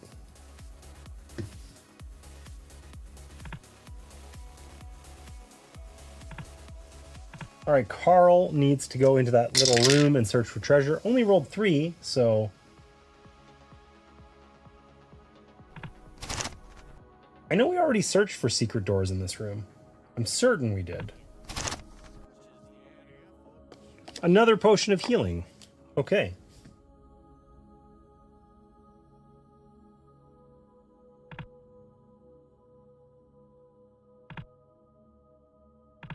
And LeBron. Let's go back to detective work over here. Oh my god, he rolled 3! Ugh. One day we will get back there and be detectives. Oh, whoa, whoa, whoa. We're going to see. Can we search for treasure? No, we've already done it. We can search for secret doors. We did not find one. Zargon's going to do a whole lot of nothing. And we're back. So, I don't know if we've actually opened this chest. I don't know how to, like, Search for treasure in this room. There's a treasure chest. How do I interact with it? Didn't seem like it let me do it, but I did search for treasure twice. So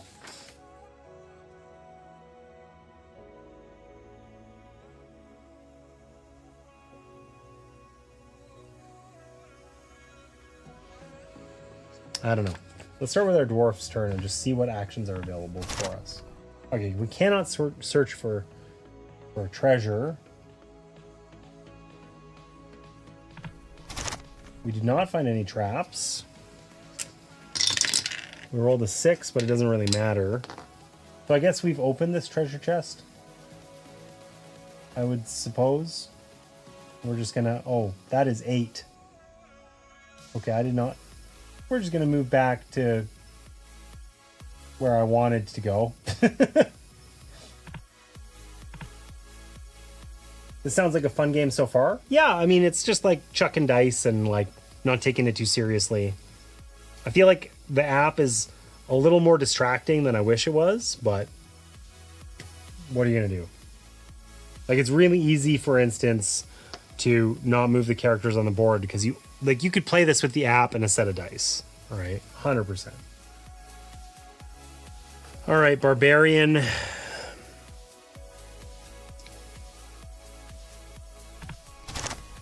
Search for secret doors. A faint outline in the wall reveals a secret door. Well, would you imagine that? It finally worked. All right, let's move. 9. Let's go over to that door. Secret door, let's open it. Okay, so this is probably how we like leave the map, right? We escape or finish, I think. Probably.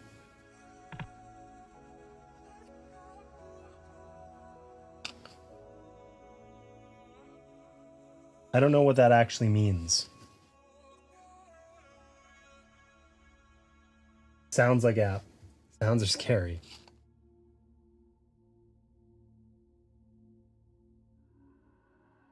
So we found a secret door.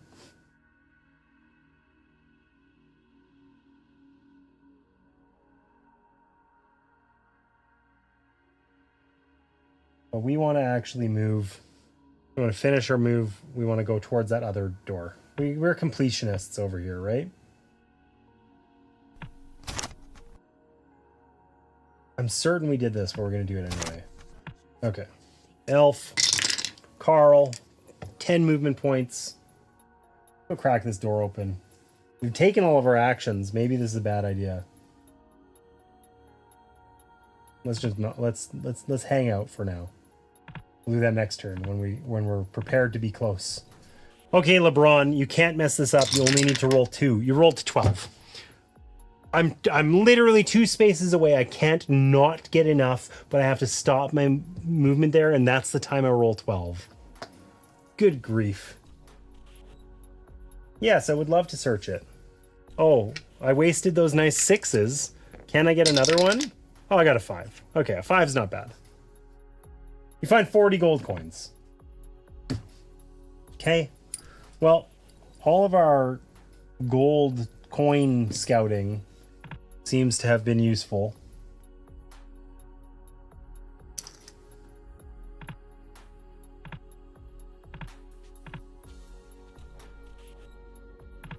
James moment. Get out of here. Who invited you anyway? All right, Carl, let's start with you. We rolled 8.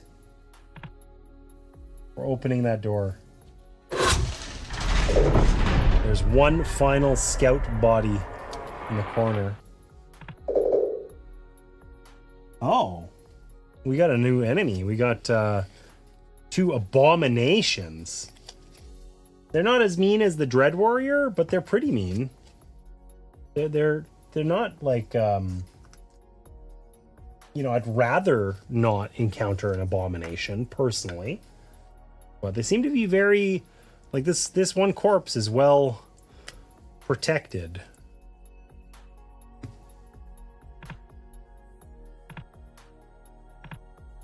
Okay, so we cracked this door open with our scout who I'd never moved on the map ever for like 3 turns. Do we just run in there and kill an abomination and hope everyone else can catch up? Or do we run away? I feel like running away might be the move. Because we only have 3 health and they roll 3 attack dice on that card that I left on the card cam the whole time. So I think we're gonna run away. Run away! Because we want our friends to come help us. They're stronger than we are. Or maybe I run to here. No, I'm going to run away to where I said I was going to run to. Okay. LeBron, it's time. Roll 12 again. Roll 12 again. 7. Okay. An exceedingly average roll. We'll take what we can get.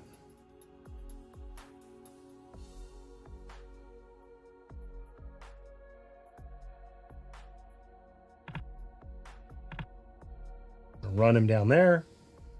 Barbarian, Barbara, what do you got for us? 1, that's a bad start. Okay, we counted it when the dice hit in the tray last time, so we're calling that an 8. We're not going to the stairs yet because we have stuff to do. We can't get in there and strike them, so we're going to walk over to here and we're just going to hang out.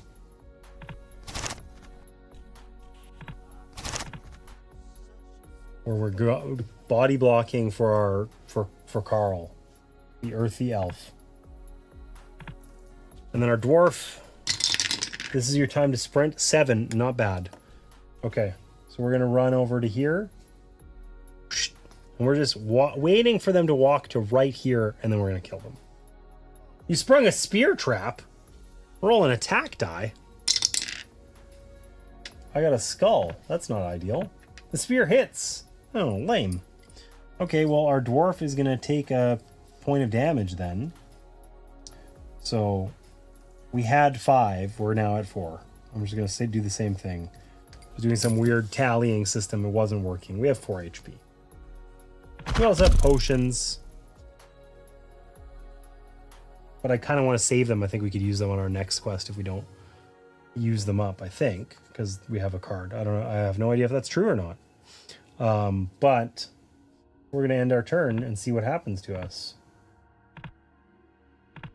What's Zargon going to do? Heal up. Yeah, I should have. Should have, but didn't.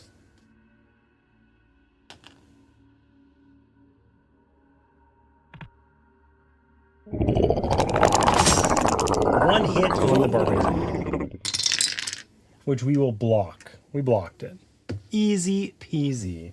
We're going to take no damage. And the other abomination's going to run over, but is just going to sadly hang out. Okay, Barbara. It's time to wind up. Do some damage. That's 1 hit. You suck at this. Okay, the abomination has 3 defense dice. That's 1 defend. So Barbara whiffed it and did no damage at all. That's annoying. I thought you were a barbarian. All right. Barbara, you're going to step aside. We're just going to trade out like we did with the other monsters. Unless LeBron can make a miracle run and save us. Maybe we'll try LeBron next. See if he can sprint. 6, that probably ain't it.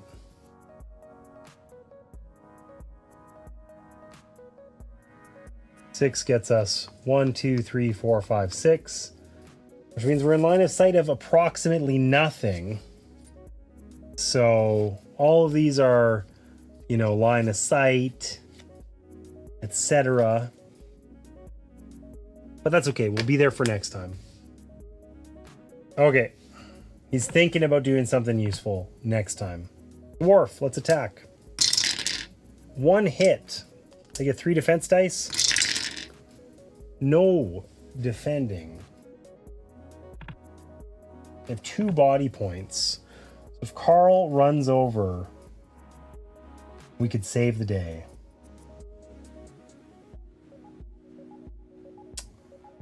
I think they're unlikely to kill us. Probably. Carl's gonna drink her potion. We're gonna play it safe. We're gonna heal 5. So we're at full. We're at 6. And our potion's all gone. And then we're gonna move 1 forward and we're gonna attack.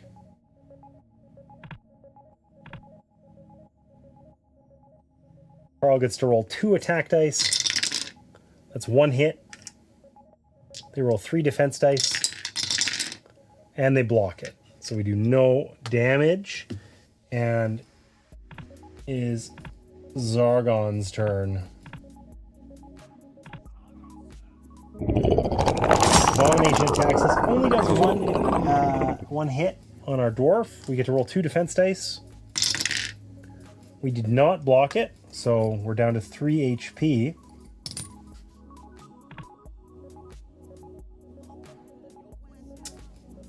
All right. Carl, I do believe it's time for you to end this abomination. That's 2 hits. 2 hits. 1 block. That's 1 damage. It's going to be dead.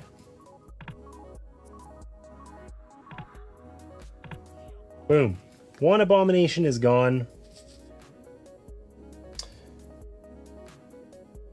And I don't think we're going to move Carl. Maybe we'll move 1 spot back. We'll just kind of get out of the way. All right, LeBron, it's time to actually fight. Please don't roll 2. 7. I mean, LeBron can now also just come back here. It's not like we have to go very far. Let's use one of these things. What do we want? Ball of Flame or Genie? Okay, we're going to cast the Genie spell. So we're going to move LeBron to here. And we're going to cast a spell. We're going to cast, this is a air spell called Genie. Okay. No targets found. Oh, does this girl block line of sight? We're going to retcon that we had moved her out of the way then. Oh, well, we can't really do that. Okay, well, we'll just put him in front of us. Oh, whoops, I moved 1 too far. Thank you, app. Okay, now we can cast a spell. Genie. No targets found. Oh, or follow card instructions. So I didn't need to move, whatever. Who cares? We're rolling 5 dice. Is anyone within line of sight? That guy's 2 spaces away from me. He's certainly in line of sight. We get to attack any monster within line of sight with 5 attack dice. Let's do it. Come on, Genie. Only 2 hits. Only 2 hits. And he rolls 3 defense. And he got nothing. So he's going to take 2 damage. He's dead. Boom. Okay, all the abominations are dead. Carl, or not Carl, LeBron, you finally did it. You summoned a Genie. The Genie kicked ass.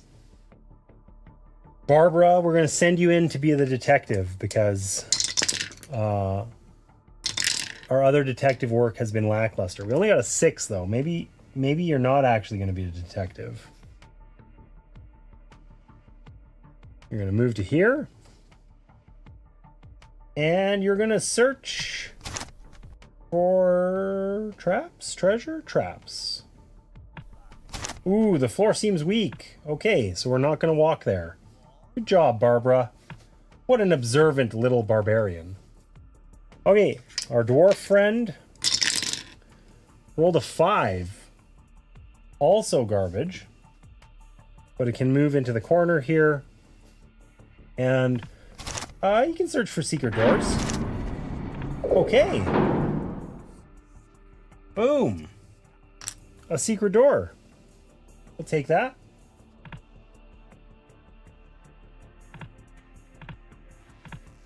Zargon's turn. There's no enemies. I think we've thoroughly eliminated all the bad guys. All right, Barbara. Don't step on that one spot. You know what? You're going to go for the door, actually.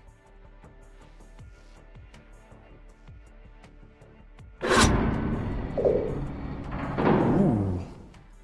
There's a big coffin-y thing back here.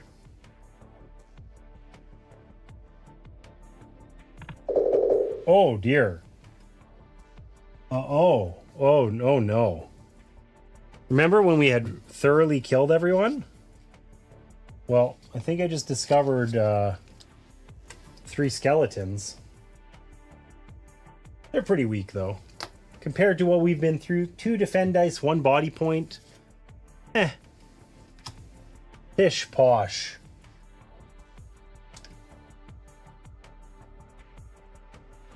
Alright. We are out of our little clips for standees, though.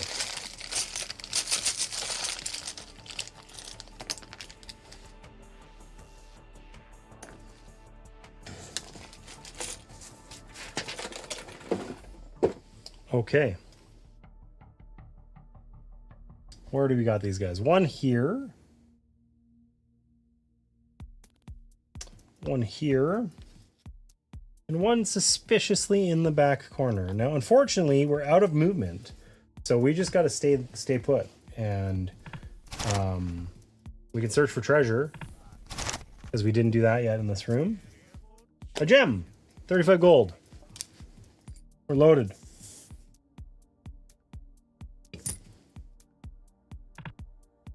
And then our barbarian is done.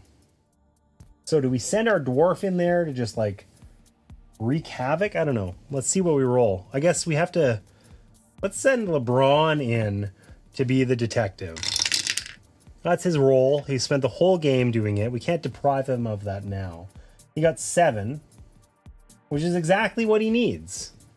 Do we want to spend an action? Yes, we do. All right, LeBron. You rolled a 5. Not bad. 40 gold. I feel like every time we've said 5, it's been 40 gold. We got the note the one time when we rolled a 6. But that's okay. We don't care. We like money. Okay, LeBron's done. Dwarf friend. What do we got? What do we got for movement? 5. That's just enough to get in the door, but not enough to actually... Like, that just makes it so we can get attacked by 3 monsters at once. That feels like a horrible idea. But we're just going to walk over. We're going to get ready to participate.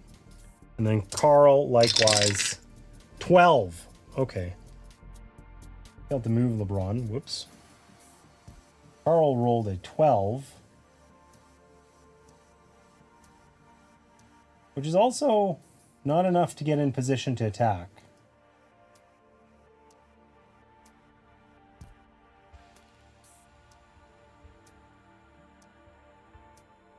I'll just run over.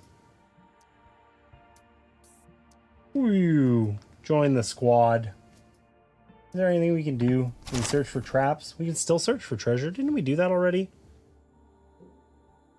I don't know. I feel like I'm relying on the app to remember. If I'm cheating... so be it. Potion of healing. Boom. Okay, we're done. What you got for us, Zargon? Somebody's gonna come attack the barbarian. This guy comes to attack Barbara. Misses. How lackluster.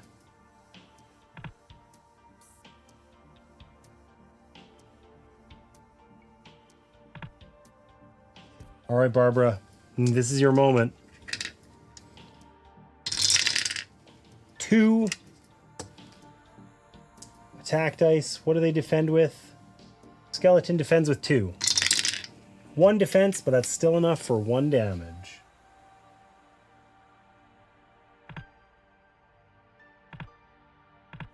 Boom. Skeleton's gone. We can run into the room and probably step on a trap. We only got 2. We're going to just try to get out of the way a little bit.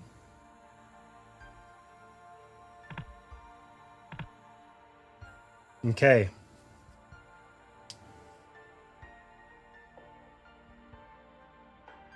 Let's send the dwarf in. He's ready. 7.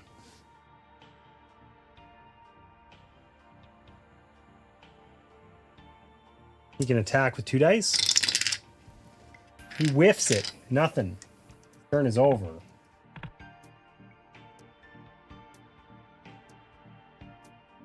So, well, Carl's really strong right now. We just healed up. So Carl can run in here.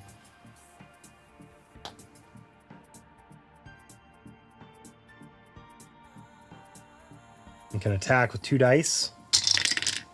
2 hits. 2 to defend. Nothing. That's 1 dead skeleton.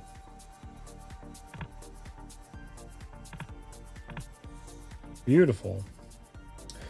Then we got LeBron remaining. I mean, he could run in there and, you know, cast a ball of flame. And hopefully not just end up dead. And see what he rolls for movement. 11. Okay. He wants to get involved. Gonna cast a spell. This spell is obviously a fire spell. Ball of flame.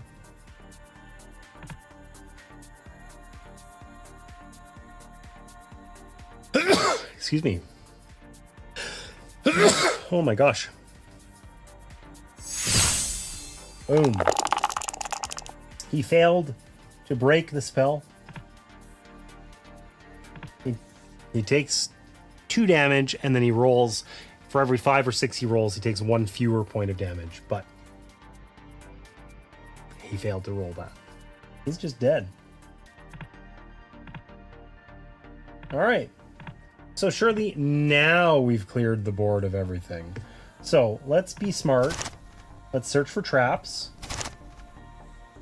Thanks for that follow. Appreciate you. Drink some. All right. Hydrate. Yeah.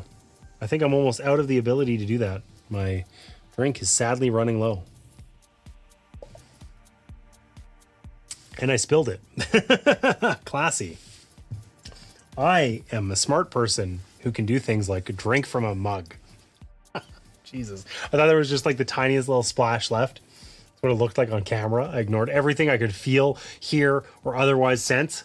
And I took a big slug of it, and there was a lot more in there than I thought. This is why I stream. Okay, so we searched for traps.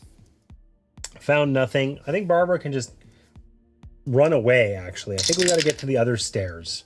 So we can start hiking our way back this way. Toward... Oh my god, app, can you not suck? Toward the stairs. Okay. Because we searched for traps, there aren't any. I suspect there's not a secret door or anything. We'll get there's no secret door. We'll get the dwarf out of here too. We're gonna let LeBron continue investigating. Okay, 8 for the dwarf. Gets us over here to the door.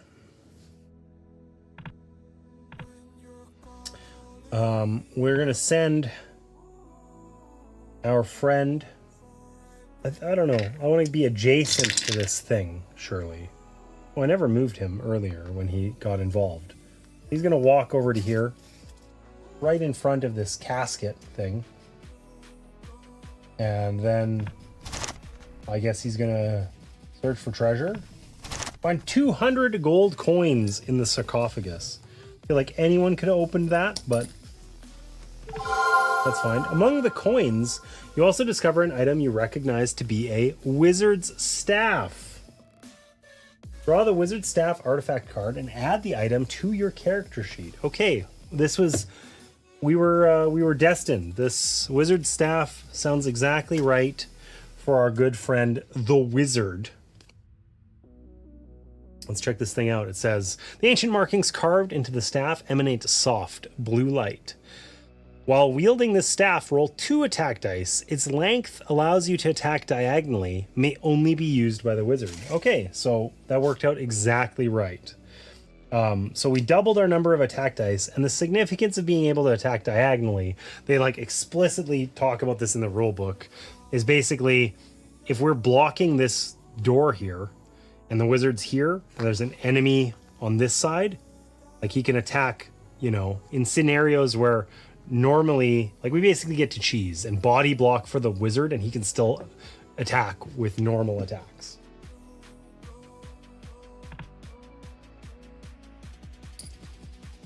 Okay, we did it. He's done.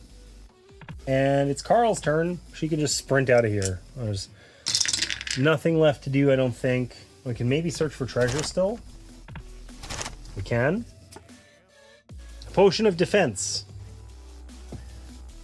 That lets us roll 2 additional dice the next time we are defending. And then she rolled 7 on her movement. So she can sprint slightly ahead of the dwarf, making him feel just a little inadequate.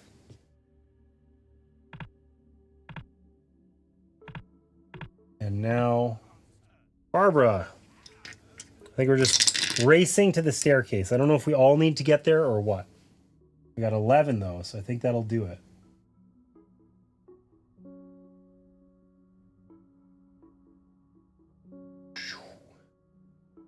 Barbarian, you have reached the staircase that leads to the safety outside of the border fort of Ingolden.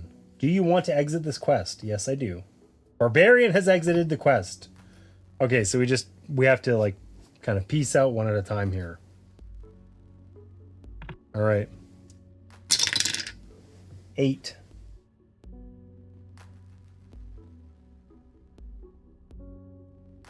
Yeah, I'm gonna, like, this is just like bookkeeping. I'm gonna absolutely, okay, oh, I'm trying to go through where there isn't a door. I'm gonna absolutely pretend that I rolled 12 because, you know, we're just going through the motions here.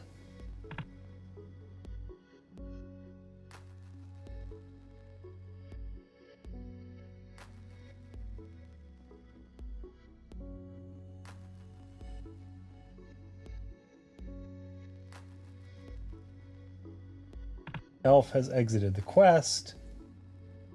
No, I don't want to move 1.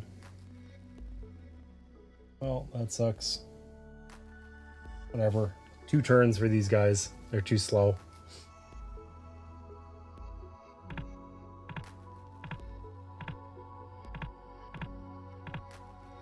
I do believe that we found all the stuff. I think we searched for hidden doors and rooms and whatever everywhere. I believe we found all the corpses and rolled for them. Generally, the answer is the scouts died, unsurprisingly.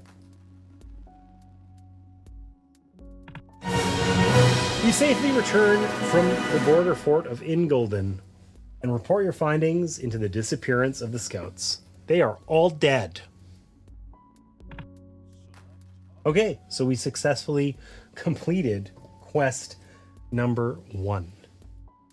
That was pretty good. I had a lot of fun with HeroQuest. We could do another quest, but I don't know if I want to do that. I don't know. I'm trying to be intentional about keeping streaming really simple. I've taken a large break. It has been, you know, whatever, like 3 months or more since I last streamed, probably longer. And I just sort of like, I wasn't on socials. I wasn't doing anything. I abandoned everything briefly, kind of out of necessity. So I'm going to keep things simple for now. We're going to wrap it up here, I think. So this was HeroQuest First Light. Pretty good fun. Classic dungeon dungeon romp. You know, I do have the HeroQuest game system that Hasbro put out in 2022, I think. And they put on Hasbro Pulse, which is like their kind of in-house Kickstarter kind of thing. And I did that. Nice God damn, I can't read. Nice playthrough. Nice to see you back. Thank you so much. Appreciate it. Feels good to be back. I will quickly, because I said I was going to, and because I'm very curious, I'm going to quickly go grab the other, the old HeroQuest game system and just take a look at it just for comparison's sake. So I will be right back.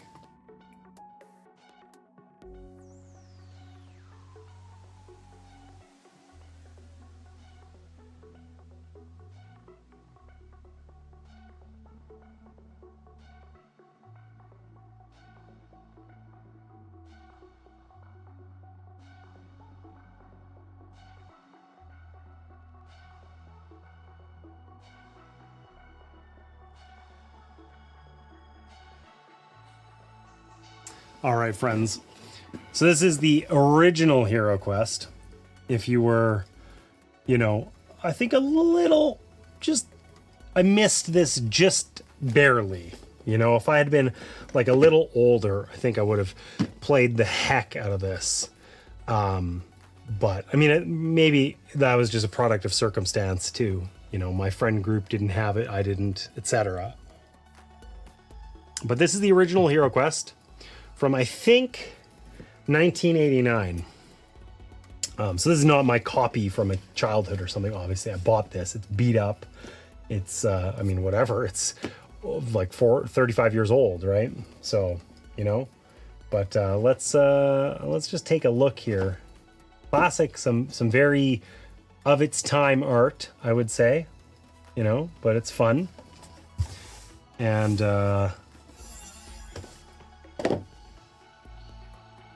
assembly instructions for the minis and furniture and stuff. I think there's an ad right now, which is deeply disappointing timing. 10 years later, hey, let's play HeroQuest again. That's not nice. That's not nice. It was uncalled for. Man, I wish I could actually see. The stream manager is really letting me down. Let's see here. Ad starts in 30 minutes. Okay, so it tells me that there's not an ad. I hope that that's the case. Anyways, if not, too bad.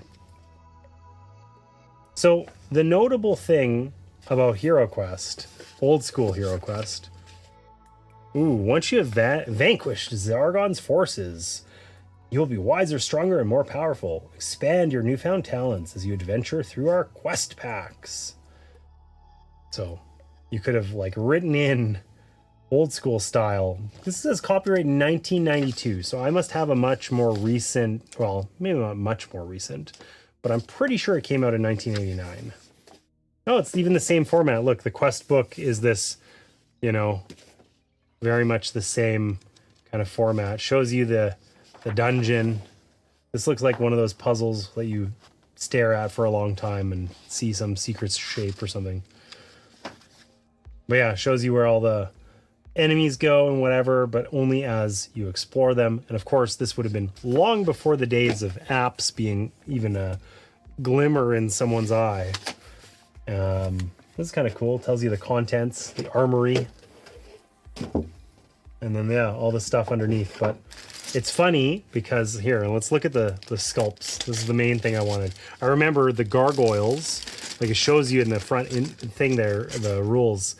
Like these are like assembled out of a couple of pieces, you know, and they're like just so chonky and like there's no detail to them whatsoever, you know, but whatever. This was what you got in the 80s. All right, let's compare our hero sculpts and see, have they improved? Contains James's lucky dice. Oh no, I dropped one of the heroes. He's dead now. I almost died. Almost fell right off my stool. Okay. I think it's safe to say that the sculpts have improved just a little bit.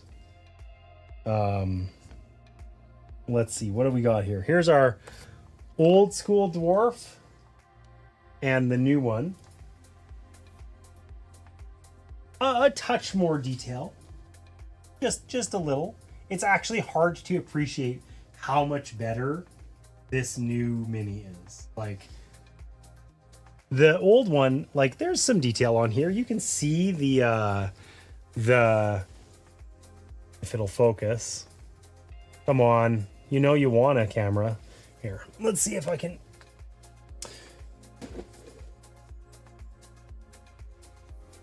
Do that. Okay, I don't know if it can focus that close. Well, this is definitely not better than the card cam. The angle is better, the level of detail not. Anyways, there's like individual details on here. Like you could see little, you know, chainmail, and there's detail on the axe and stuff. This is super hard, like absolutely rigid plastic. But the new sculpt, it definitely has is a little bit more of, if nothing else, it's more shaped like a body. You know, this is very like rigid and like a little unusual. You can see in the poses of the other ones as well. Like this, like the wizard is just sort of like a bit oddly shaped. And, you know, they are a little more flowy, the new ones, for sure. But yeah, it's so the sculpts have improved for sure. But we did, you know, there are actual minis, not just standees. That's one thing I would say, you know, First Light wasn't expensive, but the standees are a lot less fun than weird, creepy green plastic minis, you know. I don't even know what these guys, oh, there you go. There's your, like, you know, do I want to fight that guy? Or do I want to fight this guy? Visually, this looks kind of cooler, but the mini's way more fun, you know? I hate standees. I hate them. Even just from on stream, the camera, like there was it was very hard to see when the standees are there, like if they're kind of exactly like up or down, they're like practically invisible, you know? So anyways, whatever. So this is old school HeroQuest. Maybe I'll have to break this one out sometime. I would obviously need a second player. Maybe I'll get Sarah or Martina to play with me, and we can play HeroQuest.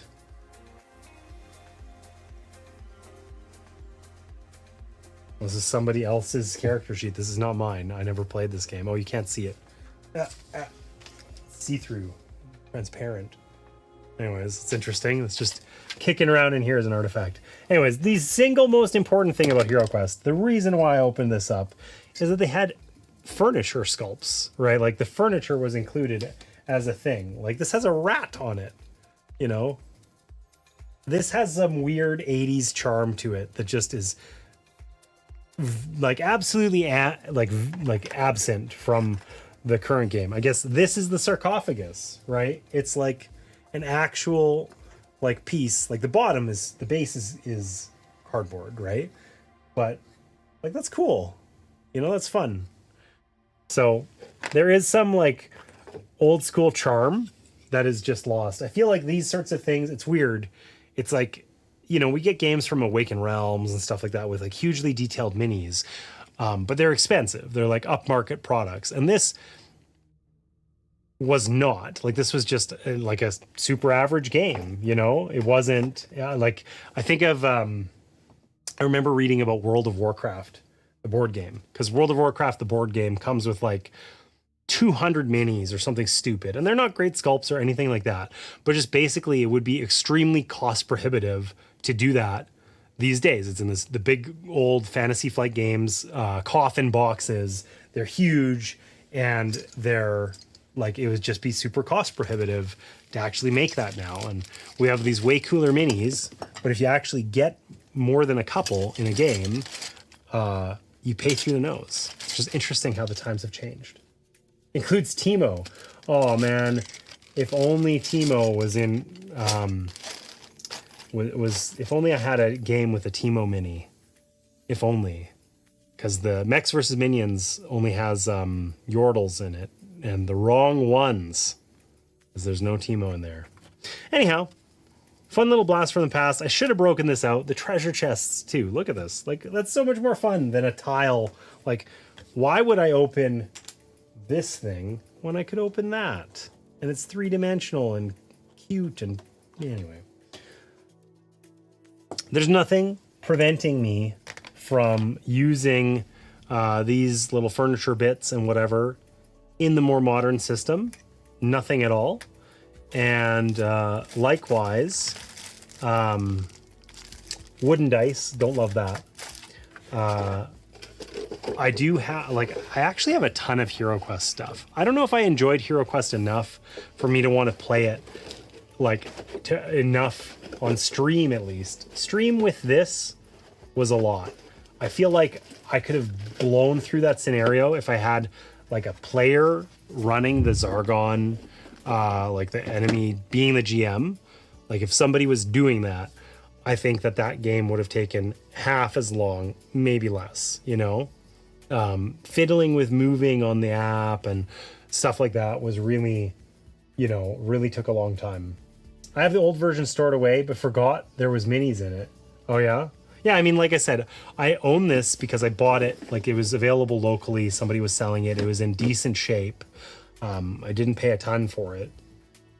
This was before they had done the reprint. Like, I've had this sitting on a shelf for, you know, 5-7 years. And I've never got it to the table. I have too many games, not enough time to play them. And that's the problem with HeroQuest, actually. So there's 10 quests in First Light. We did the first one. It was fun. I enjoyed it a lot. I don't know if I loved playing it with the app, right? It didn't feel like when I play Mansions of Madness with the app feels like it's really adding to the experience. Maybe that was because I kind of cheated on stream today to keep it simple. I wasn't really getting a lot of the sounds and stuff from the app. Maybe it was a little different, but just overall, it felt like when I play Mansions of Madness, there's bookkeeping that's done on account of the app that's like, would be such a pain in the butt to do in person. Like, you know, if you play Arkham Horror, for instance, you have like 10 decks of cards and it takes up your whole table and, you know, you're shuffling constantly and all this sort of stuff. And that's like dealt with really nicely in an app like Mansions of Madness 2nd edition, right? This app felt like, okay, this is allowing me to play the game, but it's just sort of like a really convoluted way of, you know, instead of having a player to reveal that there's a trap there, I have an app to do it. And I have to have a ton of input into the app in order to get just a little bit facilitated for me. A couple of surprises. Like there was 3 traps we stumbled into that we otherwise wouldn't have known about or whatever, right? So it felt like maybe not worth it, you know? We played a few times before Dungeons and Dragons. Okay, yeah. Back in the day. Yeah. Yeah, I didn't play a lot of board games as a kid other than like, you know, dare I say, Monopoly. And you know, I remember playing, gosh, why can't I think of it right now? Sorry. I remember playing a lot of Sorry with my sister and our like little friend group. I remember those sorts of things as a kid, and then I didn't play any board games like as a teenager, and you know, nothing at all. So I missed it on HeroQuest, the original one. Anyways, I have the original one. I've got the cool furniture. I have First Light, this one that we were playing, and then I have the actual HeroQuest game system, which is in a box about this big but twice as tall. So I don't even know if there's minis in there. I backed it so long ago and it's been sitting there waiting for me to play it. And I kind of forgot. And I have a couple of expansions. So we got like, you know, a dozen different characters that we could play as instead of the 4 that we used here, and lots of scenarios and all that sort of stuff. But I feel like if I'm going to play that more on stream, I'm going to sucker somebody into running the game for me. So, which compared to like that also, I don't know. I wonder how fun that is, right? Like you're mostly just, I guess you'd be rolling dice and stuff. You'd be attacking for the monsters and stuff, and that might be satisfying. Because I think in like something like Descent or Imperial Assault or whatever, as a game master in more modern games, you have more agency in terms of actively making decisions to make stuff tough for the players. Whereas in HeroQuest, you're mostly just facilitating, right? You're revealing what is behind door number 1, but you don't really get a lot of input into how it executes, you know? So we need a Lady Opcost stream. Maybe. In Leviathan Wilds, that's a great choice for something I should play soon. But anyways, overall, I'm really glad you guys were here. This felt like a super successful stream. A great kind of start back into it. I don't know.